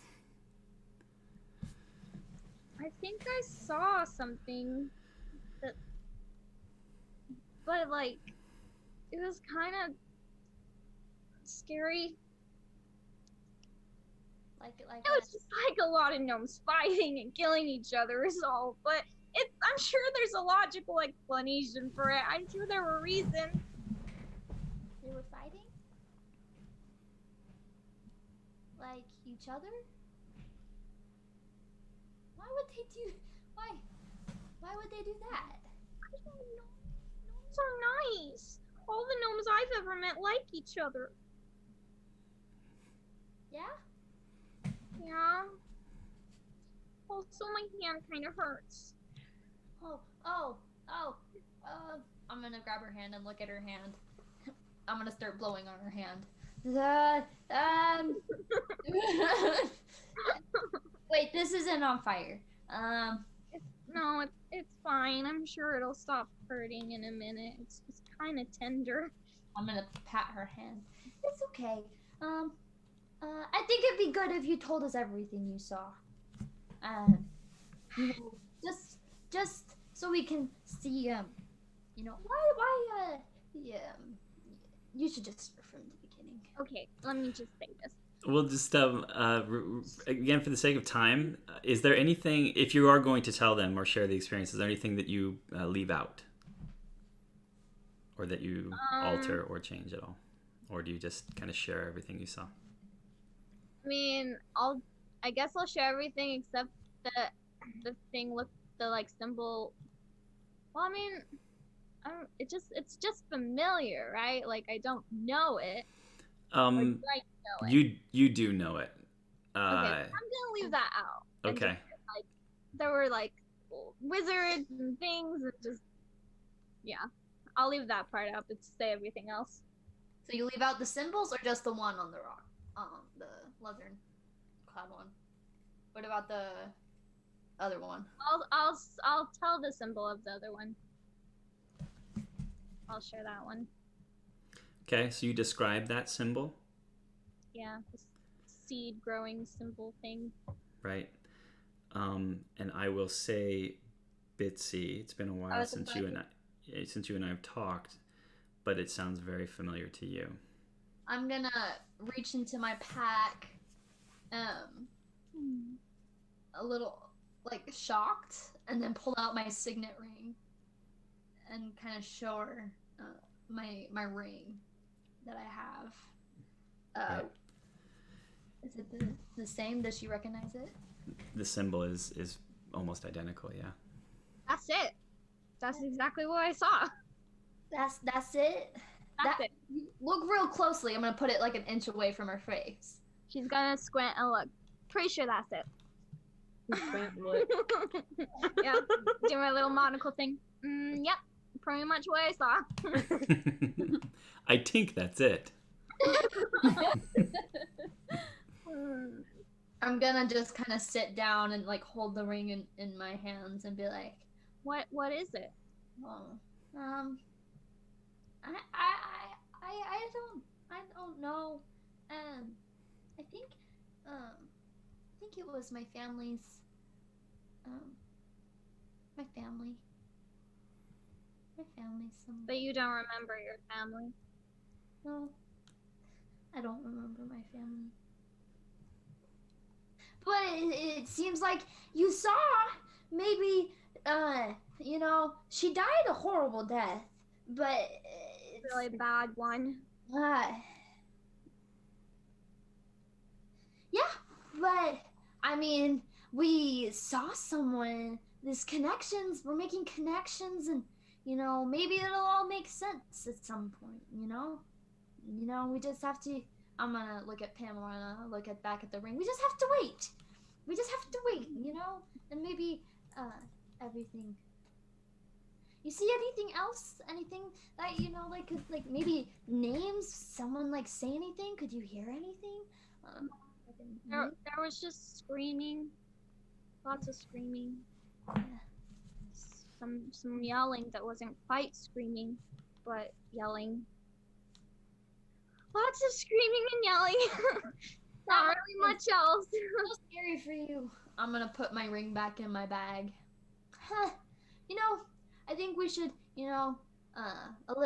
Olivian, like think about it. We should just, think about it. I'm gonna touch the walls from now on. We don't want you losing a hand.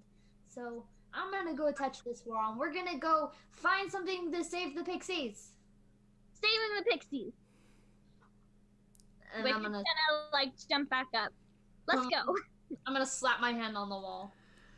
And as you do so, there's a bit of a flash of white light and a rumble, and the stone kind of slides back open again, revealing the same chamber that you saw before.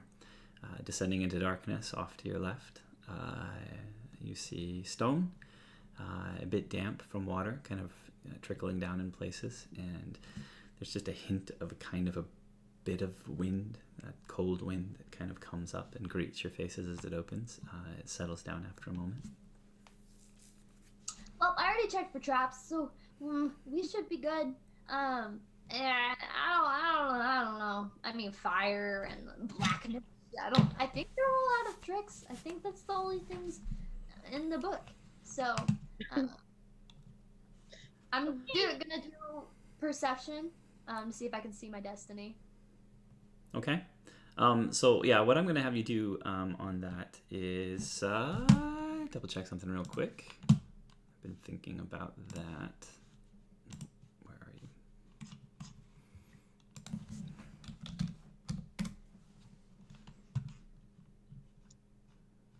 Did you say this tunnel was dark? It is.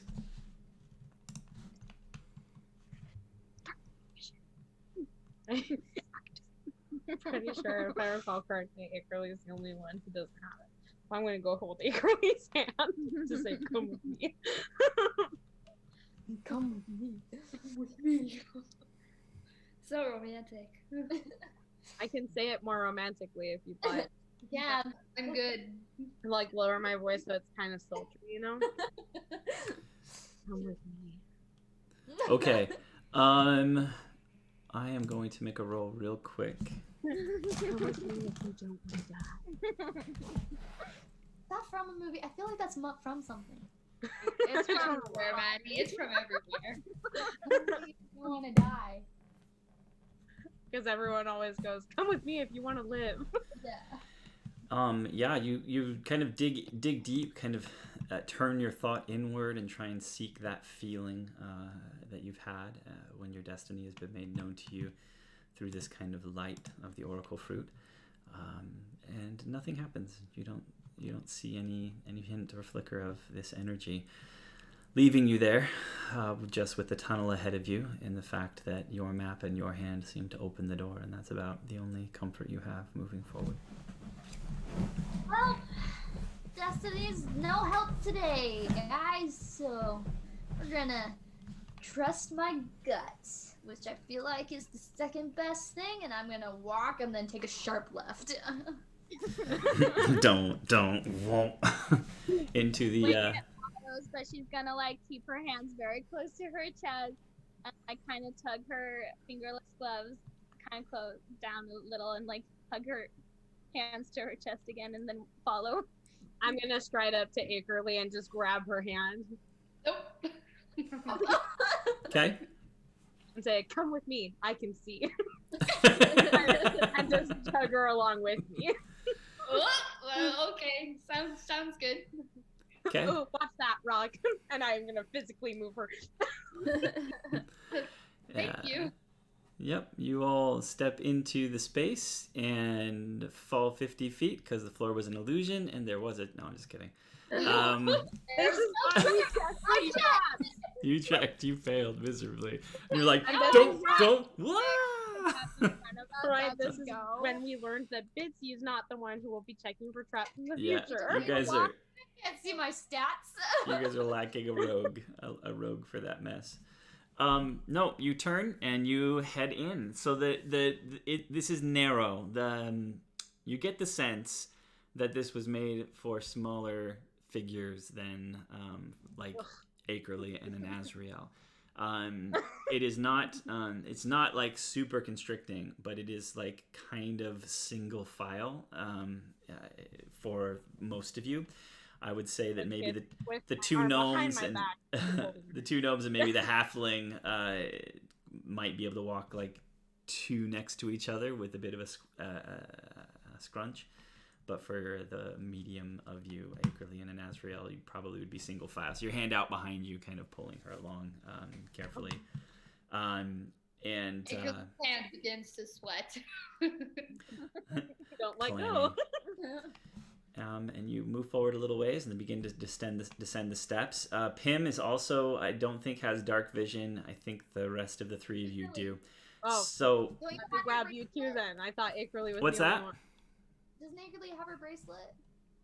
I do. Oh yeah, and it's a new day. Like recharge every day? Yeah. Does she want to use it? Should I It's use up to you. I can hold your hand or you can use your light. it? I mean, I also have like a torch in my backpack if we think it's safe to just light a torch. I have dark vision, so I don't understand the struggles I of mean, the... single file, and we're in front of him. We can tell him if there's rocks. Well, let's light but it's so I will small. say that if you're kind of guiding or directing people that are in essence blind, it'll slow you down quite a bit. I'm gonna pull out my torch Okay. from my I backpack have a and I'm can. gonna light it on fire. Okay. Oh, don't you think it's a little too soon? It strikes it up. You see the fire out of the corner of your eye. You're like, oh, no, it's fine. You got some trauma. A little voice in your head starts whimpering. A little warning next time. I've been blinded. But yeah, so with the torch, maybe Akerly and Pim staying kind of near each other so that they can stay in the circle of that. What order are you guys going to go down this in? Just so that I know. First, Bitsy, Wicket, Azrael, Akerly, Pim. Sorry, say that again. Bitsy, Wicket, and Nazriel, Akerly, Pim. That's how we answered for sure. Good job.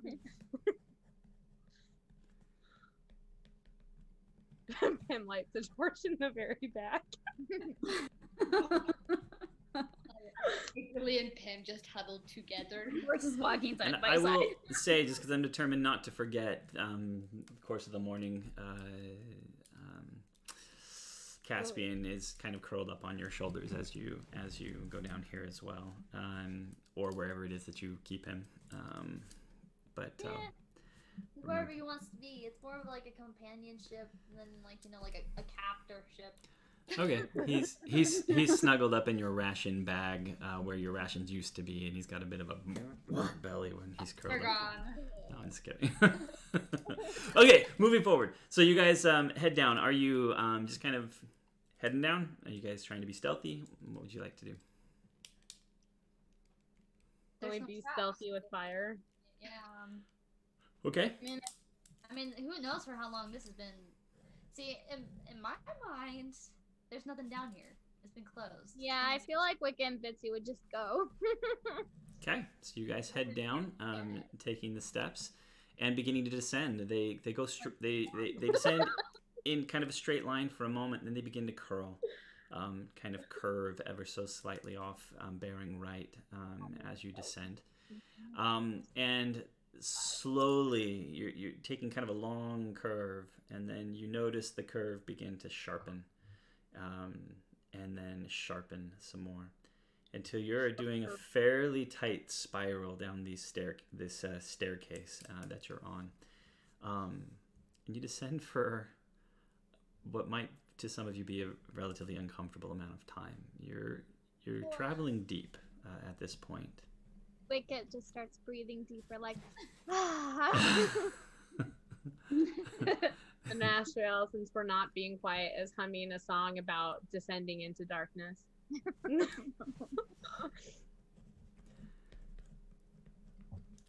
And yeah, you travel. We'll say a solid 30 minutes passes, you guys passing down these steps and these stairs. And you feel enough of a bit of a steady kind of updraft as air kind of moves up and past you. There does seem to be something built in here to help air move through this space. And as you descend, the air begins to get just a little bit more stuffy, a little bit warmer, not to levels of heat like you had in the chamber before, but you descend into the earth. You're starting to get relatively deep. Wicket, you would know this all feels fairly normal-ish to you. Nothing out of the ordinary from just kind of tunneling down into the earth. And yeah, you travel down until the steps end at an arched kind of doorway opening. There's no door in it. Does anyone have a fear of being buried alive? Wicket just asked from the front. I don't think anyone's chill with being buried alive, so. I've never considered it before. Maybe that's something I should consider. Nope, considered. Definitely more afraid of horses than I am of tunnels. Yeah, there's no actual door in this archway, but it ends in an archway. As you kind of reach the bottom step, you can see beyond it, Bitsy, it opens into a tunnel beyond a hallway. Beyond continues made of stone. You can see the rough-hewn stone of the walls. Seems to have been carved out, but then blocks of stone kind of placed in and around in a way to give it a very finished look. Not fancy, not polished or anything. Rough cut, rough hewn, but finished intentionally. And as far as you can see, about 60 feet or so out, the hallway just kind of moves in that direction. You keep going? Check for traps. What's that? I check for traps. Okay. Are you kind of checking the floors, checking the walls? Are you just kind of standing there and looking, or are you going to really kind of investigate? Like, if it was me, I would put it in the doorway. So I'm, like, gonna check the doorway. I'm Okay. just gonna, after I check the doorway, I'm just gonna poke my head in. Okay, let's have you do an investigation check. What? You should do an investigation. How's your investigation? Is someone else better, obviously, at this, and you should know this by now, as a Let me group? Let me see. I only have a 2. I only have a 2. Let I me have +4. 0. So Okay, you're out. got a 20! Woohoo! 20 total or 20 natural? 20 total. Awesome. That still deserves a woohoo. Woohoo! Guys, I'm Woo! rolling 5s and 2s all day. I will say that you check the kind of threshold and the kind of inside of this archway, and are fairly confident that there's nothing in terms of a trap, and you continue to kind of move forward a bit, poking your head in and kind of checking the area just beyond. You don't find a trap, but you do notice that there is, unless, I don't know, it doesn't feel like a trap. You see that there is an opening where the floor is crumbled, and there seems to be a bit of a drop through kind of a hole that's maybe 3 feet across or so, just beyond. And kind of looking down, you can see that it kind of drops and then turns out of sight below you, but there's no way to tell kind of how far or how deep it goes. But it seems to be rough, natural, loose stone and dirt, but kind of an opening. There's rubble, kind of small chunks of stone and dirt around the kind of outside of the opening in the floor. Would have been bad to step into, but it doesn't feel like a trap. There's no mechanism, no triggers, no anything that would normally kind of indicate a trap. That's all that you find. So is it to the side or to the front of us? It's right in the doorway, just beyond the doorway. So you could probably step around the edge of it, or just kind of jump across it. It's only a few feet wide. Sorry. literally as tall as I am. Does it look intentional or look accidental? It looks like it was dug. Something dug it. It's not like a natural cavern hole. With that investigation check, but it doesn't look like a trap, like some sort of mechanism for a trap. There's no trimmings of something that was trying to be concealed or hidden. It's not being concealed or hidden at all. Just a gaping hole. But there's a regularity to it. There's a regularity to it that is not natural. Okay, I'm gonna give like a thumbs up and like walk in and kind of like just step towards the hole. There's no traps. I've never been wrong, so. Not yet. So I mean, Wicket got hurt when you said the door was fine, but that's in the past. It was an accident. No one Wicked will. understands. I'm gonna step You towards. could indicate that we're not alone, though. Okay. Did It you just also- do an investigation check, or did you do a perception check too? Investigation. It also could have been dug a long time ago, so we True. could be alone. Well, I'm gonna step towards the hole and find out. Would so you- only one will know. Okay. Let's just go around the hole. Wicket, would you like to take a closer look at it with your Sure. knowledge of mining? Oh yeah, I'm and- Rocky. Yeah. Rocky Balboa. Yes. That is not your Can we color that from now on? We call her Rocky. I call her Rocky. Okay, yes. I look I at would, it. yeah. If you want to kind of do an investigation of it, I'll give you advantage because this is something that has to do with burrowing, tunneling.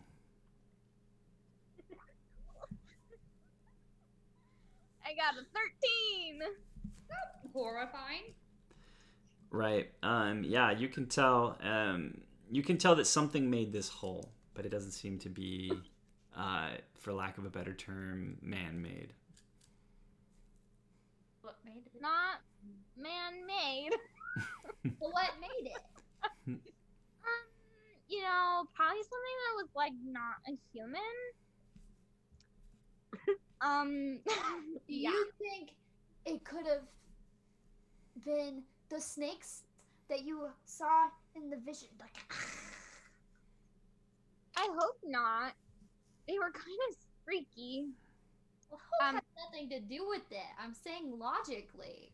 Do you I think? mean, logically, those things were really big, and so I don't think so.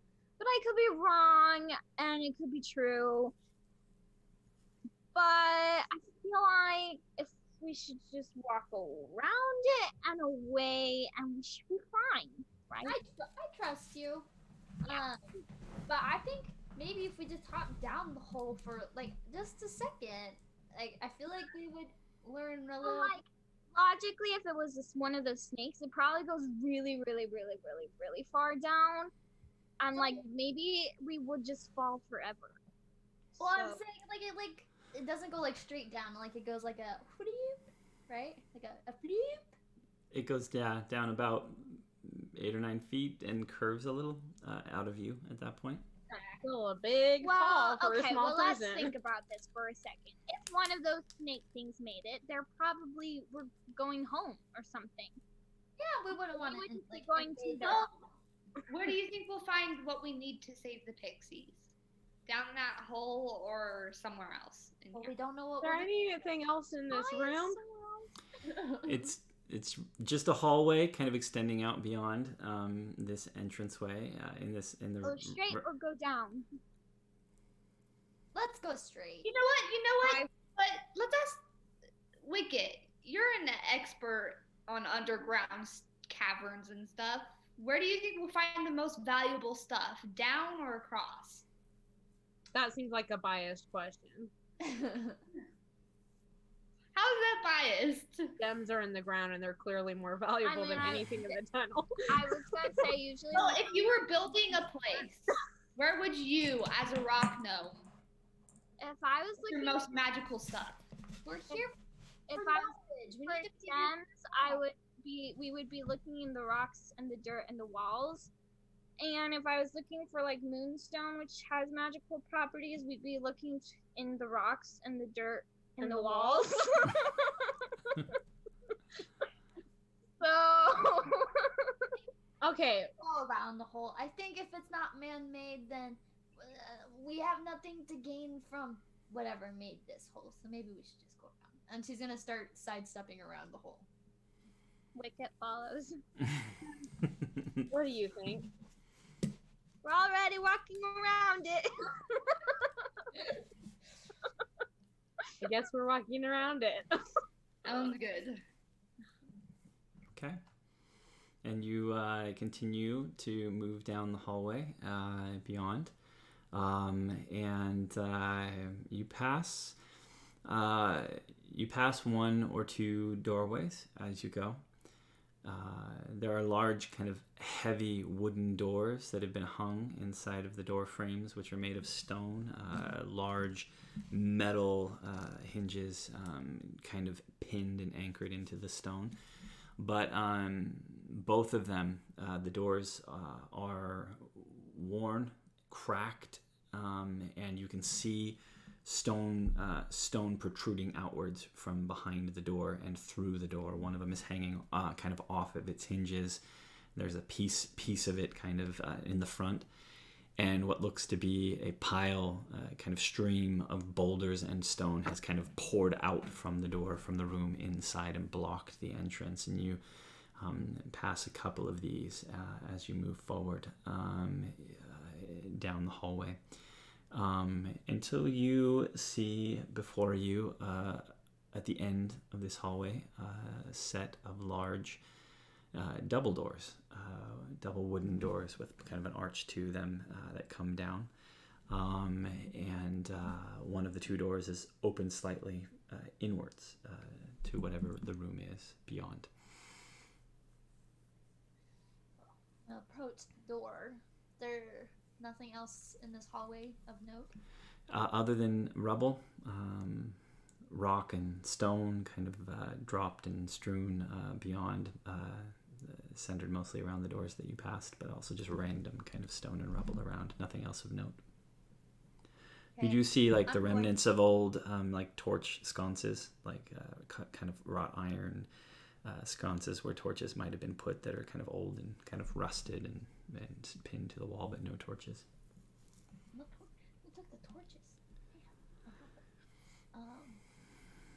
I'm going to check for traps since I'm so good at it. Okay. If there's no traps, I'm gonna open the door. So. Okay, roll an investigation check. One of these days, she's gonna go really bad, and not I'm gonna be drunk. Right. No, I'll be killed. 20 again? 14. 14? No, I got a 20 overall. Woohoo! Way to go. With that, you check, and you are super confident that this door is trap free. And you kind of poke your head just to be careful, kind of looking at the ground just inside, and you don't see any other holes in the ground or anything, just stone floor, stone flagged floor, kind of continuing on past the doorway on it. As you kind of push up against the door, it actually slides open relatively well. A bit of a creak, a groan of metal as it kind of opens a little bit farther as you bump into it. You continue? Yeah. Wicket's gonna compliment Bitsy. You are very good at checking for traps. I feel like I am too. I haven't been wrong at any point so far, so. Yeah, I trust you a lot.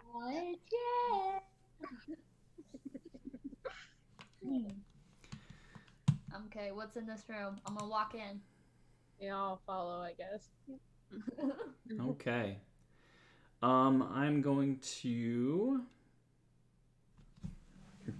go ahead and I'll just show you real quick.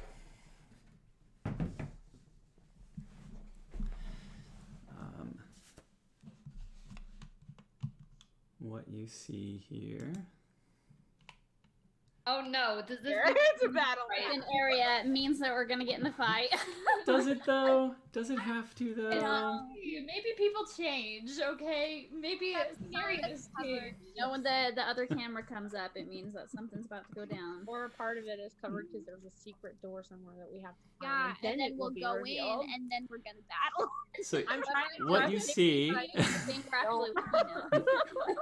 A lot of speculation. you see a long kind of L-shaped room in front of you. As you enter here through the doors, I'll just drop Bitsy in just inside the door here. Double doors here. You can see to your right that there are stairs heading up in the corner near you. But they go up to another kind of arched opening that once again just has stone kind of crumbling down and out through the entranceway into this space. You see some old tattered kind of banners on the wall here, and as you look at these banners, they are dark, kind of deep, kind of a reddish brown. And while they are tattered, you do see a bit of a symbol on them. And the symbol, is it just you in the room, Bitsy? Did you guys all just kind of go in together? We're walking in. Just to I make it... definitely came in. Yeah. Okay. I'm pretty sure we all went in. Okay. I think I spoke for the group that we were all going in. Okay. I'm just going to kind of move you all into the space here for whatever it's worth. Oh dear, guys, we're on the board. As you enter into the space, you see these banners, and the symbol that you see is kind of a bit of a long, sinuous kind of S shape with a couple of dots, one in each of the crooks of the space. I will say an Astral and Acrely. Yeah. Acrely, why don't you roll an intelligence check for me? You can roll history, actually. History. Cool.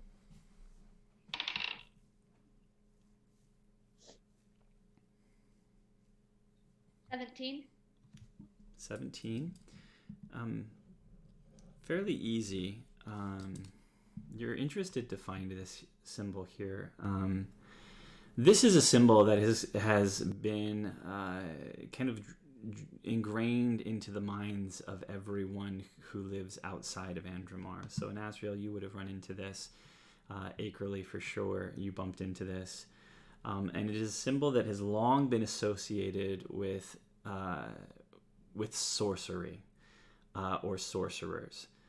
I don't know if we've talked about this on stream yet, but outside of Andromar, at least, where the deliquescence happened, again, the deliquescence being a moment in the past, it's been almost 600 years now since it happened.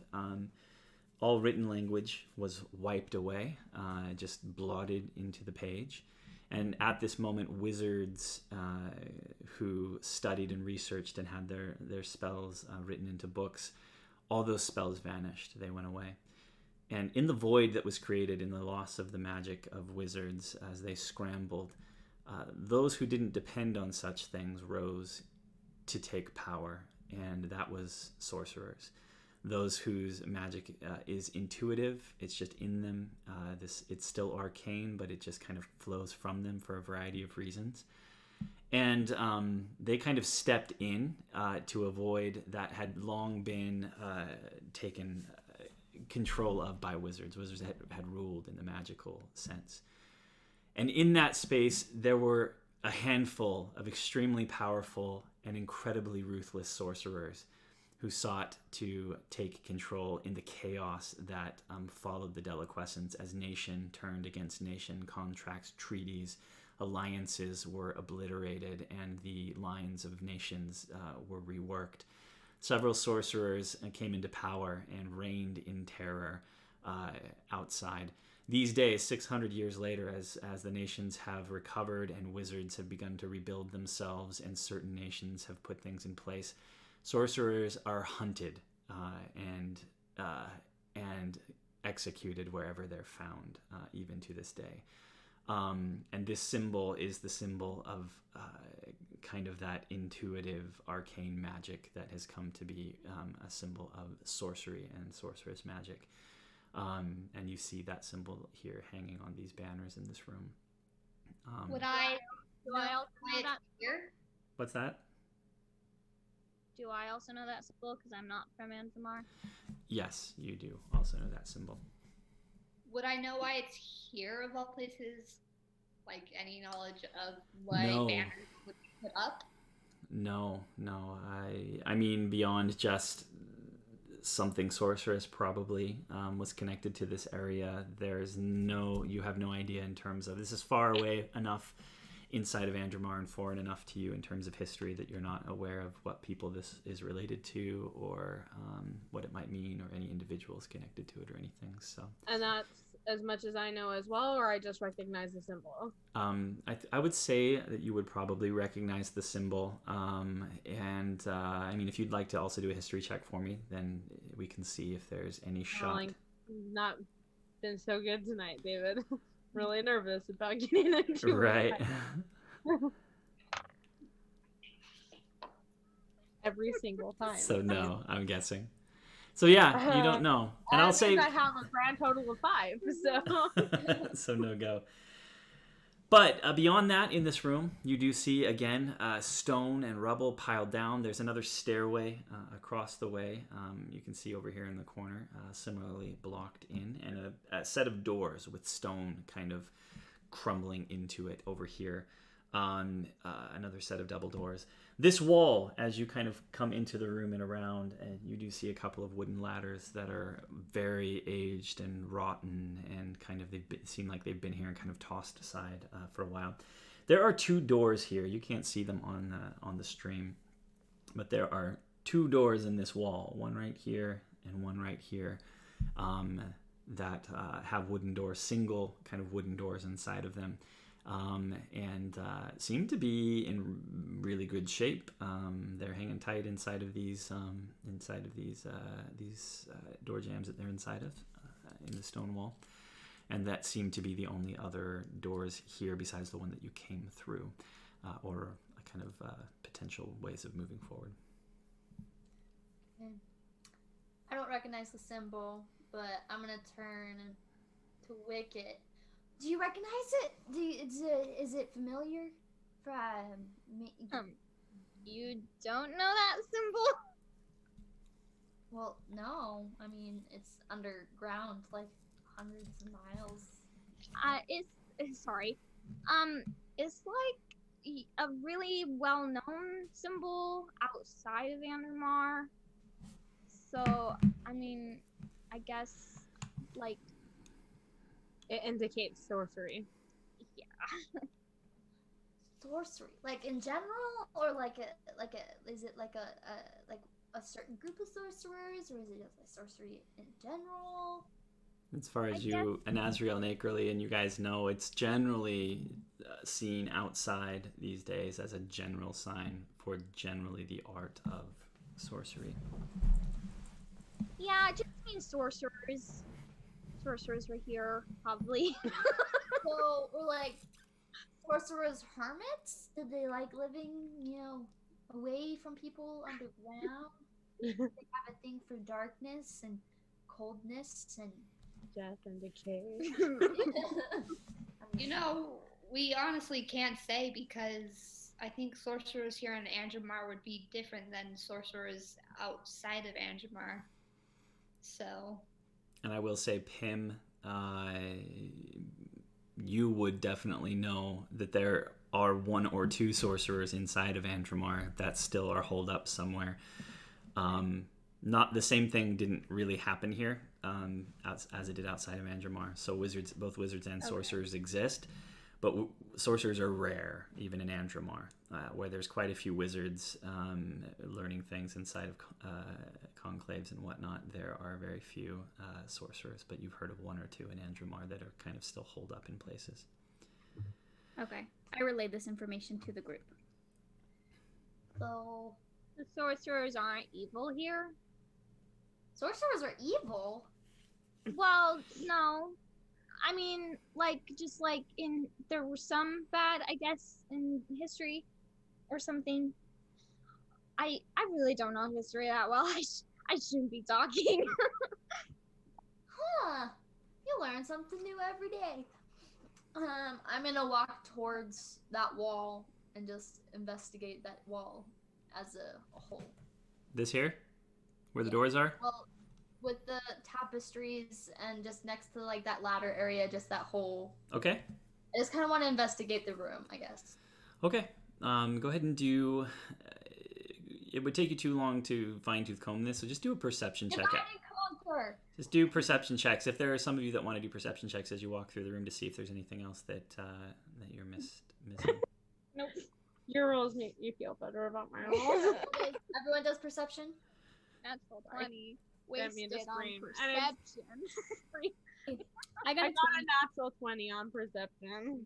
What a waste. So I have a 24.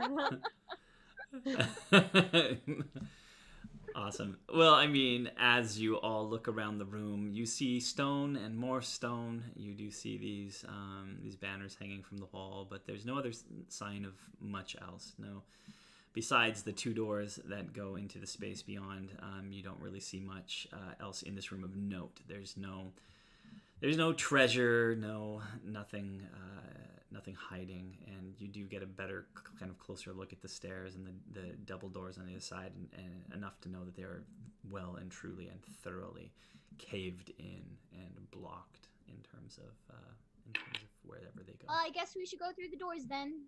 Yeah, I think so. But there's two. Which one? We could try opening both at the same time. That makes sense. Check for As in traps. split the group, or just open them. Open Just the open the together. door. and see what's inside. Yeah, And then we can decide which one to go in after they're both open. agreed. Okay. Like, it walks over to one of the doors. Bitsy walked over to the other Okay, door. so For Wicket, traps. there's a Check. door here and a door here. Which one do you walk up to? Wicked gets first pick because I feel guilty. Far one. This one? Yeah. Okay. So We're you gonna let walk her up pick to first, this- and that's gonna be the I door know. of danger. And Because then you're someone else is guilty. going to the other door? Yeah, I'll go to that door. Bitsy? The gnomes are taking the lead on this. The gnomes representing. What are the rest of you doing? I'm gonna go stand behind Wicket with my spear out, just in case anything. I'm gonna draw my rapier and stand behind Bitsy. This is very comforting. You're welcome. Akerly? I'm just gonna stay right there and observe. Okay. Okay. 3, 2. Wait. Okay. Traps! But we look. But Noob. I'm Perception. gonna check for traps. okay, I'll investigate real fast. Okay, both of you investigate your doors. Investigation check. 10. Did you have any? I have a 0. 17. 10.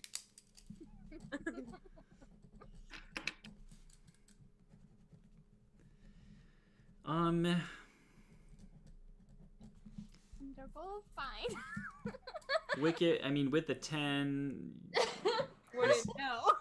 Why are you hesitating? you see a door. You see a door. It's got a handle and For whatnot. sure, it's made of wood. Right. It's not a door. It's not a door. Bitsy, let's say this with a 17. On your door, you see also a door. You do see that it seems to be in relatively decent shape. As you kind of look down and kind of extend a hand towards the handle, as you're kind of investigating, kind of touching, feeling, looking around, you notice the handle is cold. I will say that. The iron of the handle on this door seems to be colder than average metal to the touch. But that's about all that you would notice. Is your handle cold? Like cold, cold. Like this like place is cold, but this is like cold. Touch the handle. Do I feel anything? What's that? I touch the handle. Do I feel anything? As you touch the handle on your door, specifically checking for the temperature, you notice that the door feels, as far as you can tell, normal. It feels fine. No, I'm just gonna check real quick. Is the door wood? What's that? Is the door wood? It is, yeah, made of thick, heavy wood in iron bindings that kind of hold it together. Okay, can I do detect magic? Absolutely can. Okay, I'm gonna cast that. Okay, let me just look at the spell real quick. I forgot I have that inside my Kaima. I forgot I had a My Kaima. goodness, I totally forgot I had a Kaima that has a thing. What did I have? I just remembered it. I would have gotten my Kaima. Mine has detect magic.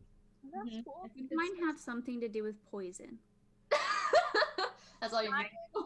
Ward off poison. You guys really don't write anything down. I should mine quiz down. I everyone. lost my notebook. I don't know where I it did is. write that down. I just don't know where it went, to be honest. Mine is it keeps me from dying. I think it gives me a second chance. Well, that seems valuable. You know, we should have switched. You know, that was cool. You need Interesting. Okay. really? Okay, so the spell can penetrate most barriers, but it is blocked by 1 foot of stone, 1 inch of common metal, a thin sheet of lead, or 3 feet of wood or dirt. So yeah, you cast detect magic, which kind of booms out from you in a 30-foot kind of sphere. And the door itself doesn't ping at you in any way, magically speaking.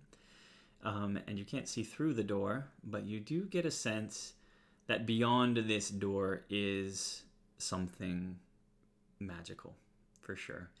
I wouldn't say that you sense a school of magic, because the spell lets you sense that there's a school of magic.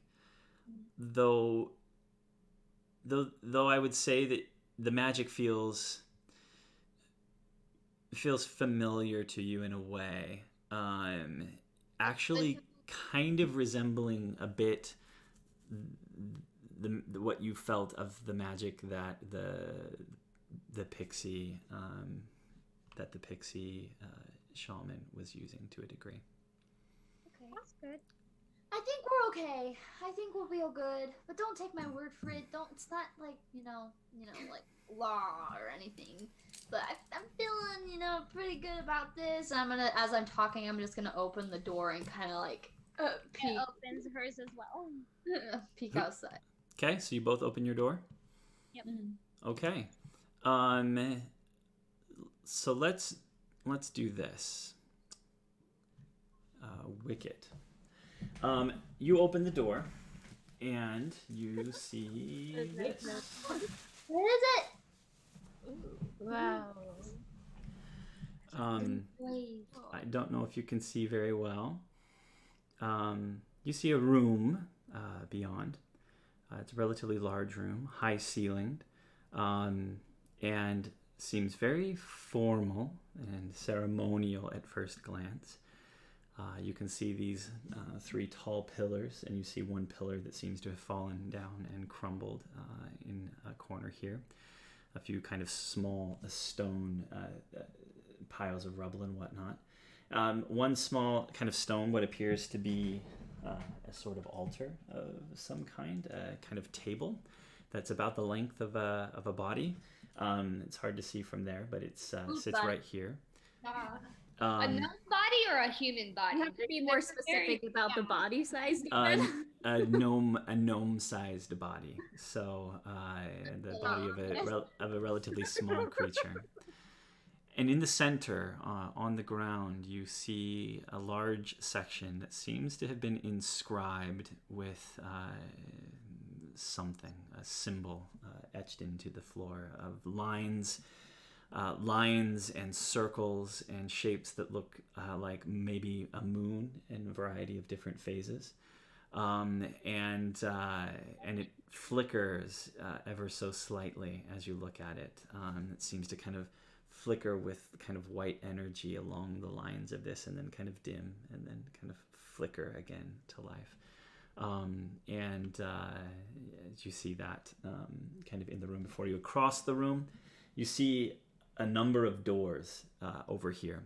There is a door here, a door here, here, and there are 2 doors here on this side. 4 different doors, single doors that are all kind of lined up close to or near each other there.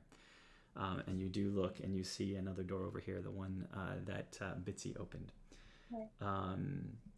Okay. You do not see the door opened, though, Bitsy's door. What? My door or Wicked's door? Bitsy's door. Wicked, as you poke your head and look around. Yeah. Outside, you saw Bitsy open the door and kind of push through. Inside, as you turn and look, you do not see her door open. Bitsy, as you enter through your door, you enter into a room that is cold. It is cold in this room. Guys, enter. You see a room that looks like this, very similar to this, except that where this crumbled pillar is, there is a pillar standing normally in this space. And the room is dim with light, but it is a cold kind of aquamarine, kind of bluish green light. Your breath expels from your mouth in a puff of cold, frozen air as you kind of step into the room. And before you can do anything, the door shuts behind you. Before you see the altar. Mm-hmm. And chained to the altar. Am I with you, or did you leave me outside? The door got shut. It wasn't. Why did you go? Pim, I will say Pim. And Azrael, you were with Bitsy. Yeah. Yeah. As Bitsy opens the door and kind of steps inside. Watching our gnomes. Yeah. You see her open the door, and she vanishes. You don't see her at all. And then the door shuts behind her. Oh, we'd let the gnomes go first. No, but it's a gnome-sized table. Really quickly to finish with Maddie, real quick, with Bitsy. Finish with me or finish me? To finish you. You see upon the altar a figure that seems to be bound. What size figure? A gnome-sized figure, bound to the altar, with chains, with thick chains. Her clothing is ragged and tattered, and you can see through her to the altar beneath. And you can see, as you kind of your eyes adjust to the darkness here, you can actually begin to see the form of the fallen pillar, and you realize that the pillar that's actually standing is kind of a ghostly version, an image of a pillar, of a whole pillar that stands atop where the other pillar had fallen. As you enter the figure on the altar, the face turns towards you, and you see its mouth wide open as it kind of looks in your direction. You see long hair with spiritual kind of versions of kind of vines that are woven in and through it. You see a flower kind of in one side. And you can see on the chest, as it kind of turns towards you, the symbol that Wicket described in the vision that she shared with you. And I am going to need you to make a wisdom saving throw for me.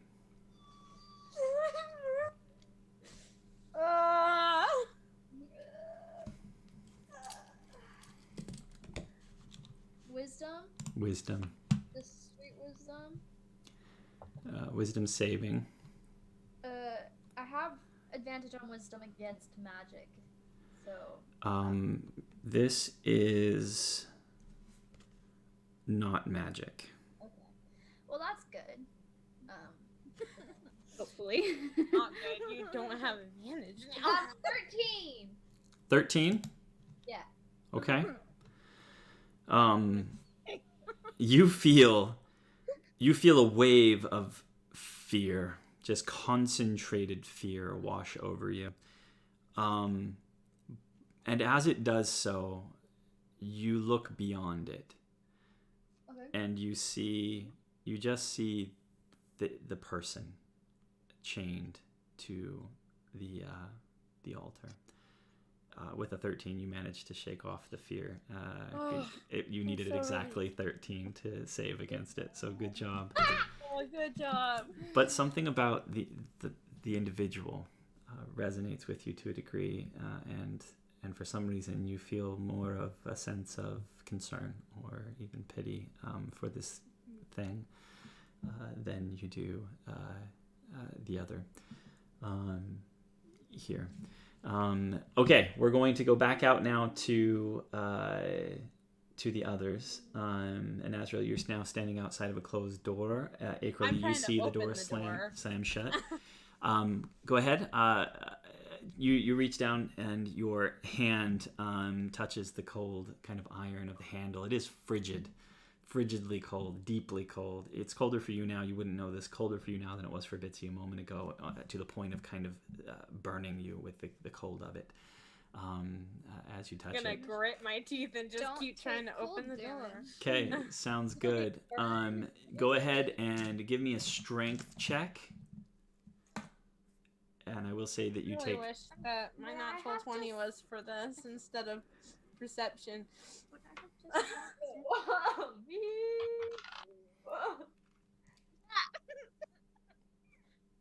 And I'm pretty sure this is She's the thing. rolling awesome today.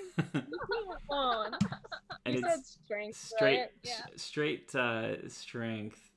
Strength, which is that your +0? Yeah, that is my +0. Yeah, so so I have you a got grand total of 5.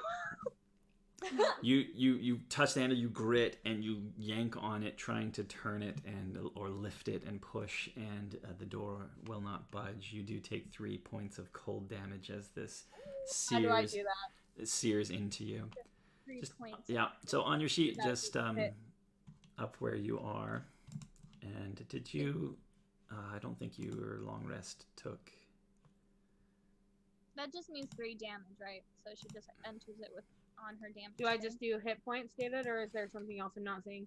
Just taking hit points, normal hit points off. It's cold damage, but it doesn't really matter at this point unless you are resistant to it for some reason. Okay, then I'm gonna let go. And I'm assuming have absolutely Me and Wicket, did we notice that Bitsy disappeared? Or did You're I'm- actually standing behind Wicket. Do you follow her in Yeah. as she enters immediately? I walked in? Yeah, no, you guys walk into the room as I described it at first. The temperature seems normal. You see the rubble, just an old, worn-out room with several doors.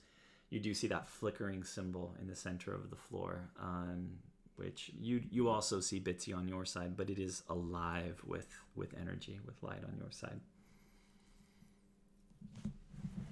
I'm gonna turn. Akerly's still out here with me, right? Where are you? Yep, you and Akerly are still outside of that door. Wicket and Pim have disappeared through the other door, and Bitsy disappeared through the door in front of you, which I'm slammed gonna be shut. a little frantic as I turn to Akerly and say, "Help me!" I run over and I cast Something. We're blasting this door. magic at the door. I cast chromatic orb. Okay. So I take I'm it gonna down step back. Just into my palms and I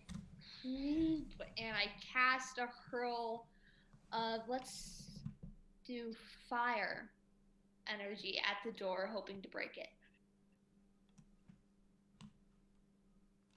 Okay. How much damage does that do? Do you roll a... 3d8. do you have to roll to try and hit it? I gotta double check here. Holy fuck. Works with the range. You choose as you create. Make a ranged spell attack. So you are going to roll to attack first.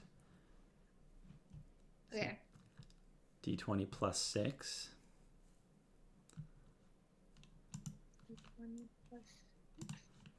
You want me to roll a d20 to see if it hits? Yeah, you're going to see if you see. You're attacking the door with a chromatic orb, right? So for the spell to work, you got to aim it at the door. So let's see if it hits.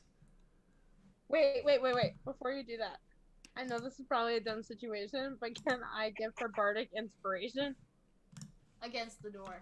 against the door? You absolutely can, as you kind of turn and be like, "A little help would be great." Or whatever it is that you do. Go be a hero.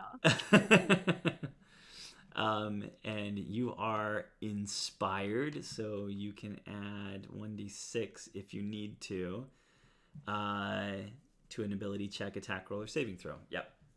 Say it again. I get what? You get a d6 that you can use anytime in the next 10 minutes to add to an ability check, attack roll, or saving throw. So you can If you need it. attempt to hit it first. If you need it, you can add bardic inspiration. If not, you can save it for later. I got 13. Okay, that's plenty to hit the door. So go ahead and roll damage. Okay. The door have damage? I mean, in D&D, you can flirt with a door, so I assume a door can take 19. damage. What's that? Why didn't you 19.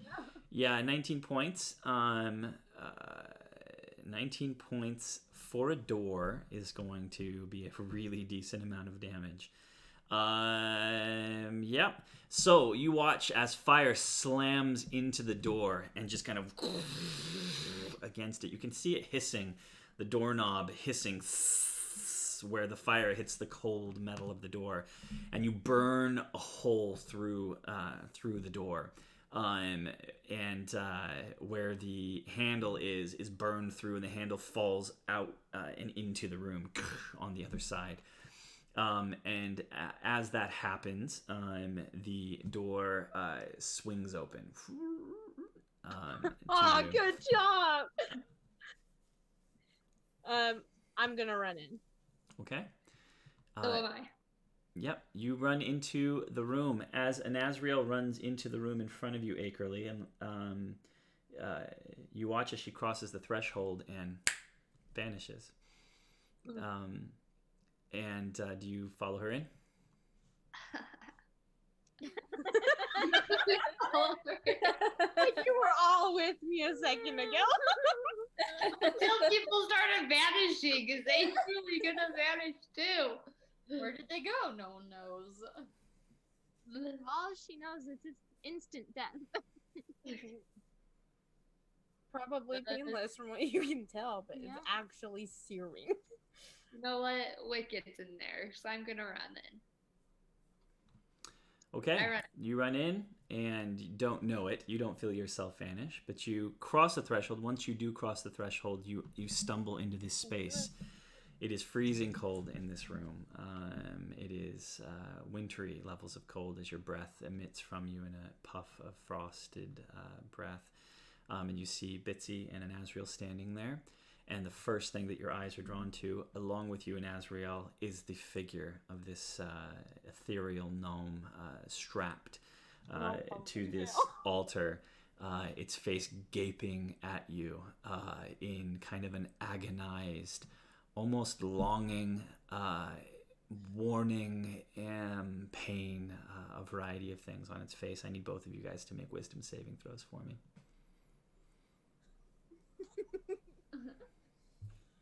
Not going well for me. Might have to save me, but we got through the door, which is an astral thing to have done. So Don't for a rescue mission, don't fail. I'm scared. Just Okay. roll. Brett, why are you doing so bad? Oh, she just keeps rolling 3. What did you roll? I got a 3, which brings it to a 5. A I've been 5. getting it with 5s and 3s literally all night. Oh, wow. Ah! It's fine. I've accepted it. Okay, Akerly. I didn't do much better, guys. I'm squishy. I'm so squishy. We got through the door and immediately got taken down. Boom.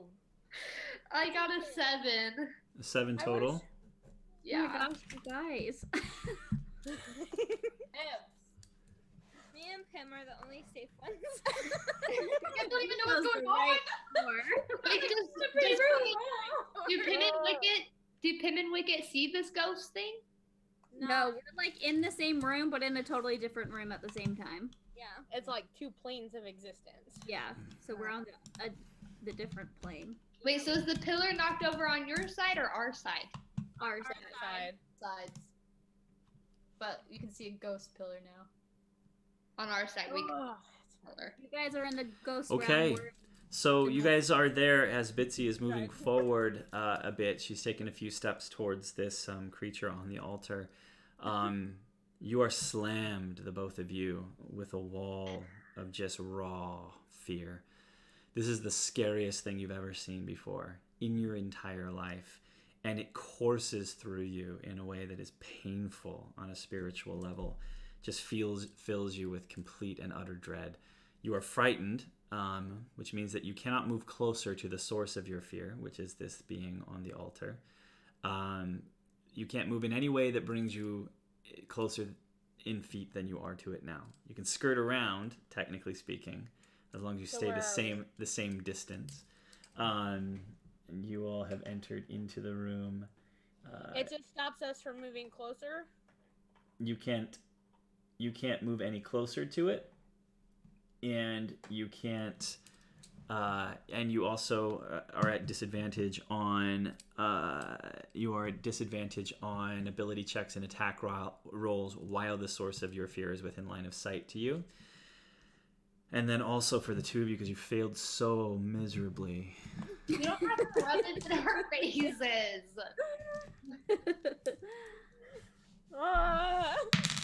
It wasn't horrible. I made a character choice, and Astral would have attacked the door, busted her way in. Gotta wait. Can't. I'm trying Astral to would get have done everyone it. to wait. No one's listening. Pim runs into fire. I just had Bitsy disappear. Astral knocks icy doors down. I'm seeing a powder in here. From him was to wait. No one thinks. On top of the fear that you feel, Immediately dropped. No, stop with the dramatic sound effects, Dad. the most dramatic, the best way I think to show this, Azrael, you walk in, you see the spirit on the thing. You are slammed with fear. You feel Akerly kind of moving next to you, and you turn away instinctively from the source of your fear, frightened, and look at Akerly, who is wide-eyed. Her eyes are wide as she looks at this creature. You can see the fear wash over her. But then you also watch as lines appear on her face. Not arcane, not magic, but you see like crow's feet kind of appear. Akerly's like what, 17? Yeah. Young. She's got very, very fine, very young skin, smooth, free of wrinkles or anything. And you see crow's feet appear, like lines that look like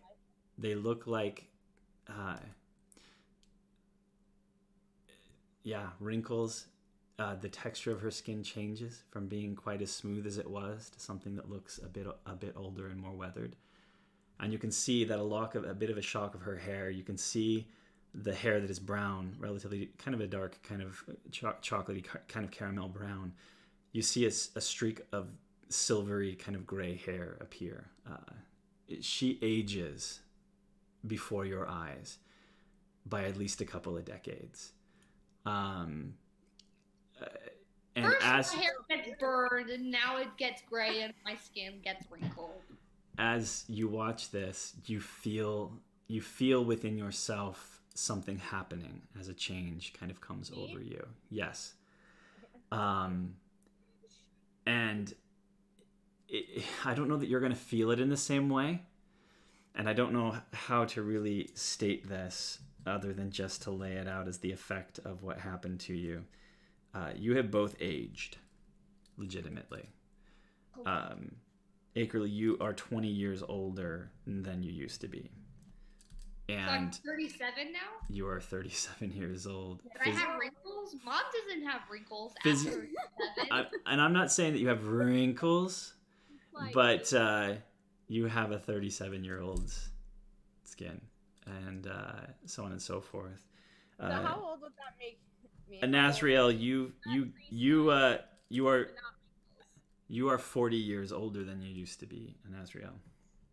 So does that actually have an effect on me as an Eladrin? Would I look 40 years older? You don't change much as an Eladrin in terms of your looks as you age.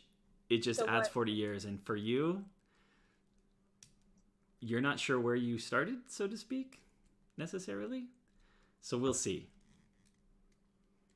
I'll look this up now. 40. Did you say I aged 10 years or 20? 20 years. You age 20. Physiologically speaking, you've just added 20 years of life to your body. I'm ticked. So great. I'm gonna just throw my youth and I'm not happy about Actually, all you feel right now is scared. So it. And you are frightened beyond all reckoning, like puddle of pee beneath you frightened. So Well, Abby is ticked, so.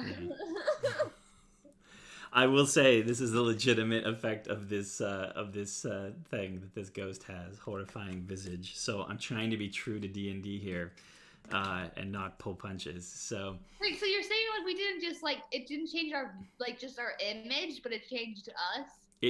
the molecular makeup of your body is now 20 years older than it used to We're be. Legitimately The older. second I'm not scared anymore, I'm throwing punches.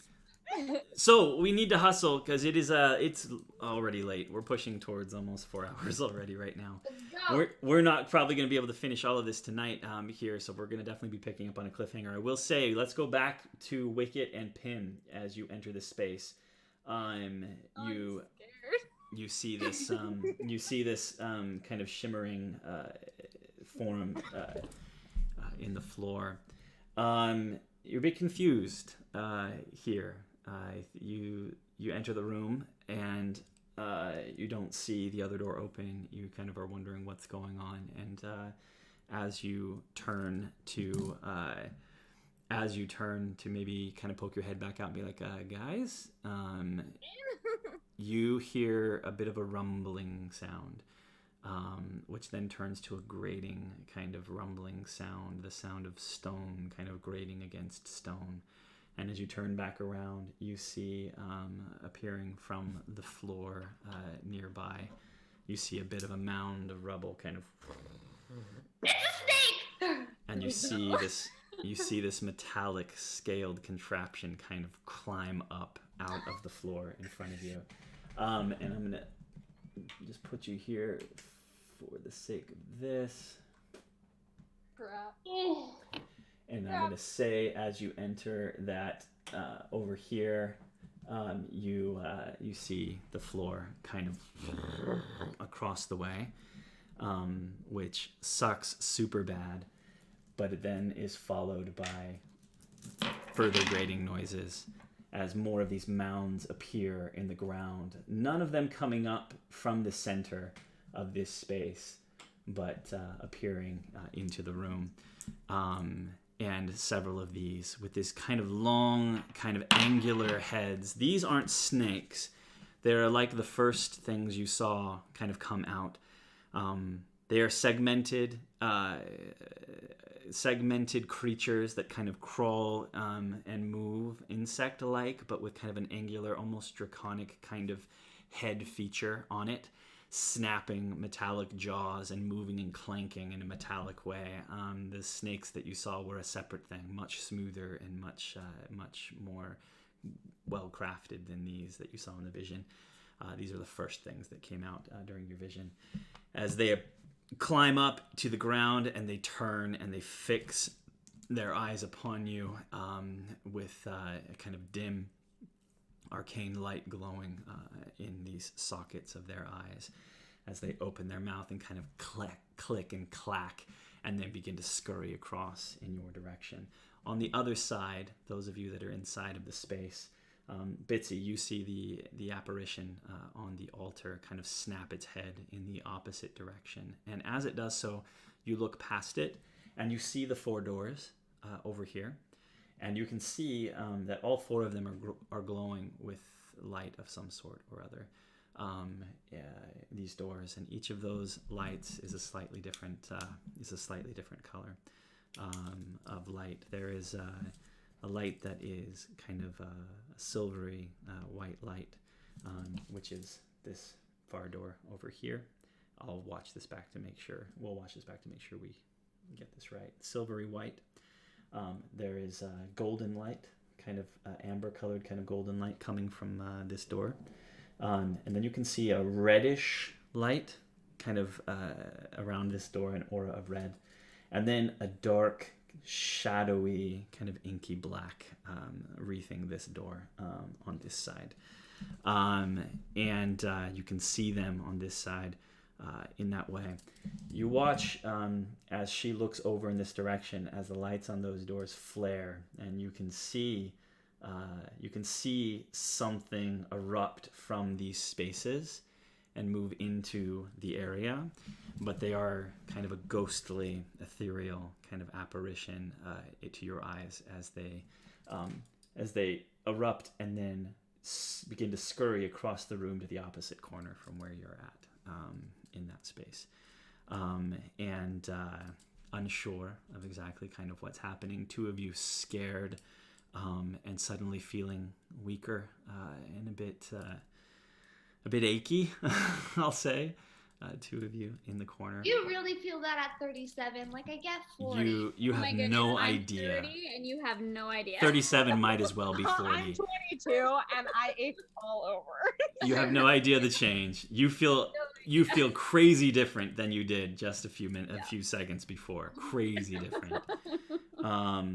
And you're probably a healthier version of 37 than like I would be, but in any case, as you stand there, these things scuttling across the room, you guys have no idea what's going on. The figure on the altar looks up to the sky and just wails in agony. And as it does so, the symbol in the floor flares into light. That almost shafts of light shoot up from it. And on your side, it's this greenish blue kind of energy.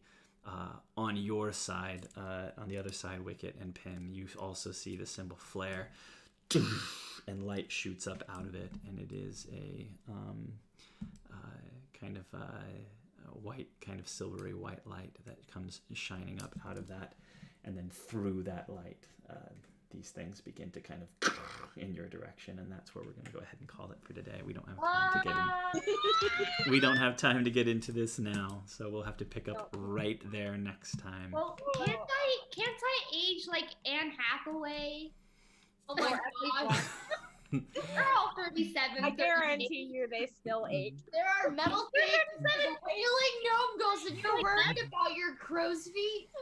No, I love the crow's feet. I don't want to feel That ache. means we're about to die. As far Hey, as let's- I know, I did the math. Do this for me, Akerly, real quick. Do an Akerly. Do an Akerly check. Do an Arcana check for me.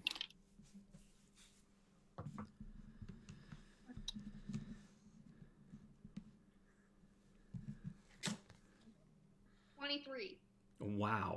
Oh, that's great. Wow. You have read or studied of something kind of similar to this, of magic where people have been attempting to play with age in magic, and have heard that potentially the effects of aging, when induced in a semi kind of magical way, or something not natural, can technically be reversed with a greater restoration spell, but only within 24 hours of the occurrence of it. We have hope, but it's hopeless. We come So- out of the room and And that is as per the actual details of what has happened to you. So again, just trying And to D&D play is so play fun. straight. I was not expecting that from a ghost. No, it's fine. If it can't be reversed, I'm fine being 37. It's okay. Akerly is an old. I'm 52, but I'm an elf. 20 years was nothing for me. Like, okay, got a split.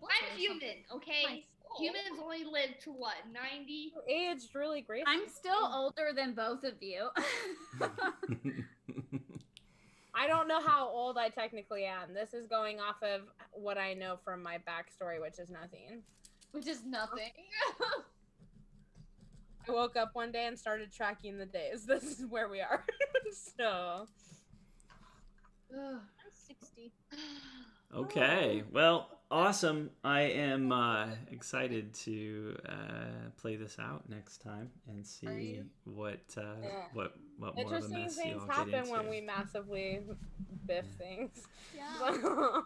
Yeah, is what it is. Yeah, it specifically says that if you fail the save by more than 5, then extra bad things happen to you. By and more you than guys, 5. I just would like to remind you in this moment so that you're not mad at me later. All I asked you to do was open the door for me, which you did, and then I ran in. You made the choice to come in yourself. You didn't give me any orders like stay here, Akerly, and all of a sudden I'm all alone in an underground. Come into I'm a wizard. I'm a wizard. They told sorcerer stories as boogeymen stories back No, where I'm I saying what you did was I'm not gonna logical, and a lot of people would have made that Sorcerer decision. banner. What I'm saying is you made that So decision. you I can't. did. However, I did. Blame me later. Emma, aren't you super happy that I went in with you? Yep. I should have gone through their door. I should have But I been like, didn't let forget Wicked this. go alone. Pretty sure Wicked just sees that happen and she's just like, I'm gonna have to take out these people. Oh my god. I'll snipe from a distance. Interesting fight. Wicked's running around, dodging behind things and popping up like, Beth, what's Wicked's AC armor class? Just so I know. It's a 13. Okay. Yep. But I got a lot of hit points, so. I will say I've got some new toys that I'm gonna be playing with and I was having gonna say, fun with. I would notice. I was asking awesome. Beth. And I'm working on getting your guys' getting you guys some minis, some honest minis. I'm trying my hand at painting. It's not gonna be very seeable, but That'd be so cool. I've got my Bitsy going. Oh my god. That I've painted, and I've done Akerly. So far, kind of hard to see, That's but, so and I've got your guys' primed. That's why you look like little shadow people. But you're primed and ready to go. But I've got to get some paint on you. So, Oh my gosh. but and then playing around with some 3D stuff, which is gonna be fun. Like this circle is pretty Did you awesome. make the room or Was did it- you okay, was it buy actually it? And I could do all kinds of cool things with it, with like LED and all kinds of fun stuff. It's gonna be super fun. So, but anyway, We should let people go. yeah, I've got stuff that I can build and have fun with to destroy you with. It'll That's get so real. exciting. So- I'm so stoked. Okay, yeah, we are gonna go ahead and let people out of here. Thank you so much for sticking with us through all of this. Join us I next. know we keep saying that it'll be shorter and then it's not. But we Yeah. appreciate you. Oh, that's We'll do our fine. best. We try. But yeah, join us on Tuesday, 5 Eastern time, 5 o'clock Eastern time p.m. I For think it's earlier than that, David. is it? It's supposed to be It was early. That 5. we'll post something to let you know what time for sure. Is it 4 o'clock? I'm pretty sure it's 4:30 your time and 2:30 Mountain Time. Cool. Follow us on social Keep media. an eye out for a post on social media. Yep. channels. Follow us on Instagram. We'll put a post up on there to let y'all know when we're gonna be there. Yeah, join us. We'll be meeting out of character, as the name of the episode implies, to just chat about what's happened and what we think about it, the trauma of having been burned to death nearly, and what being 20 we're to all 40 years bored. older feels like. Before then, if you guys have any questions, feel free to submit them on various posts on our social media. Yep. And we'll check it out.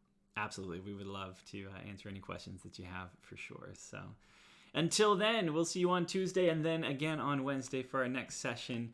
Thank you very much. And we will, go ahead. Just kidding.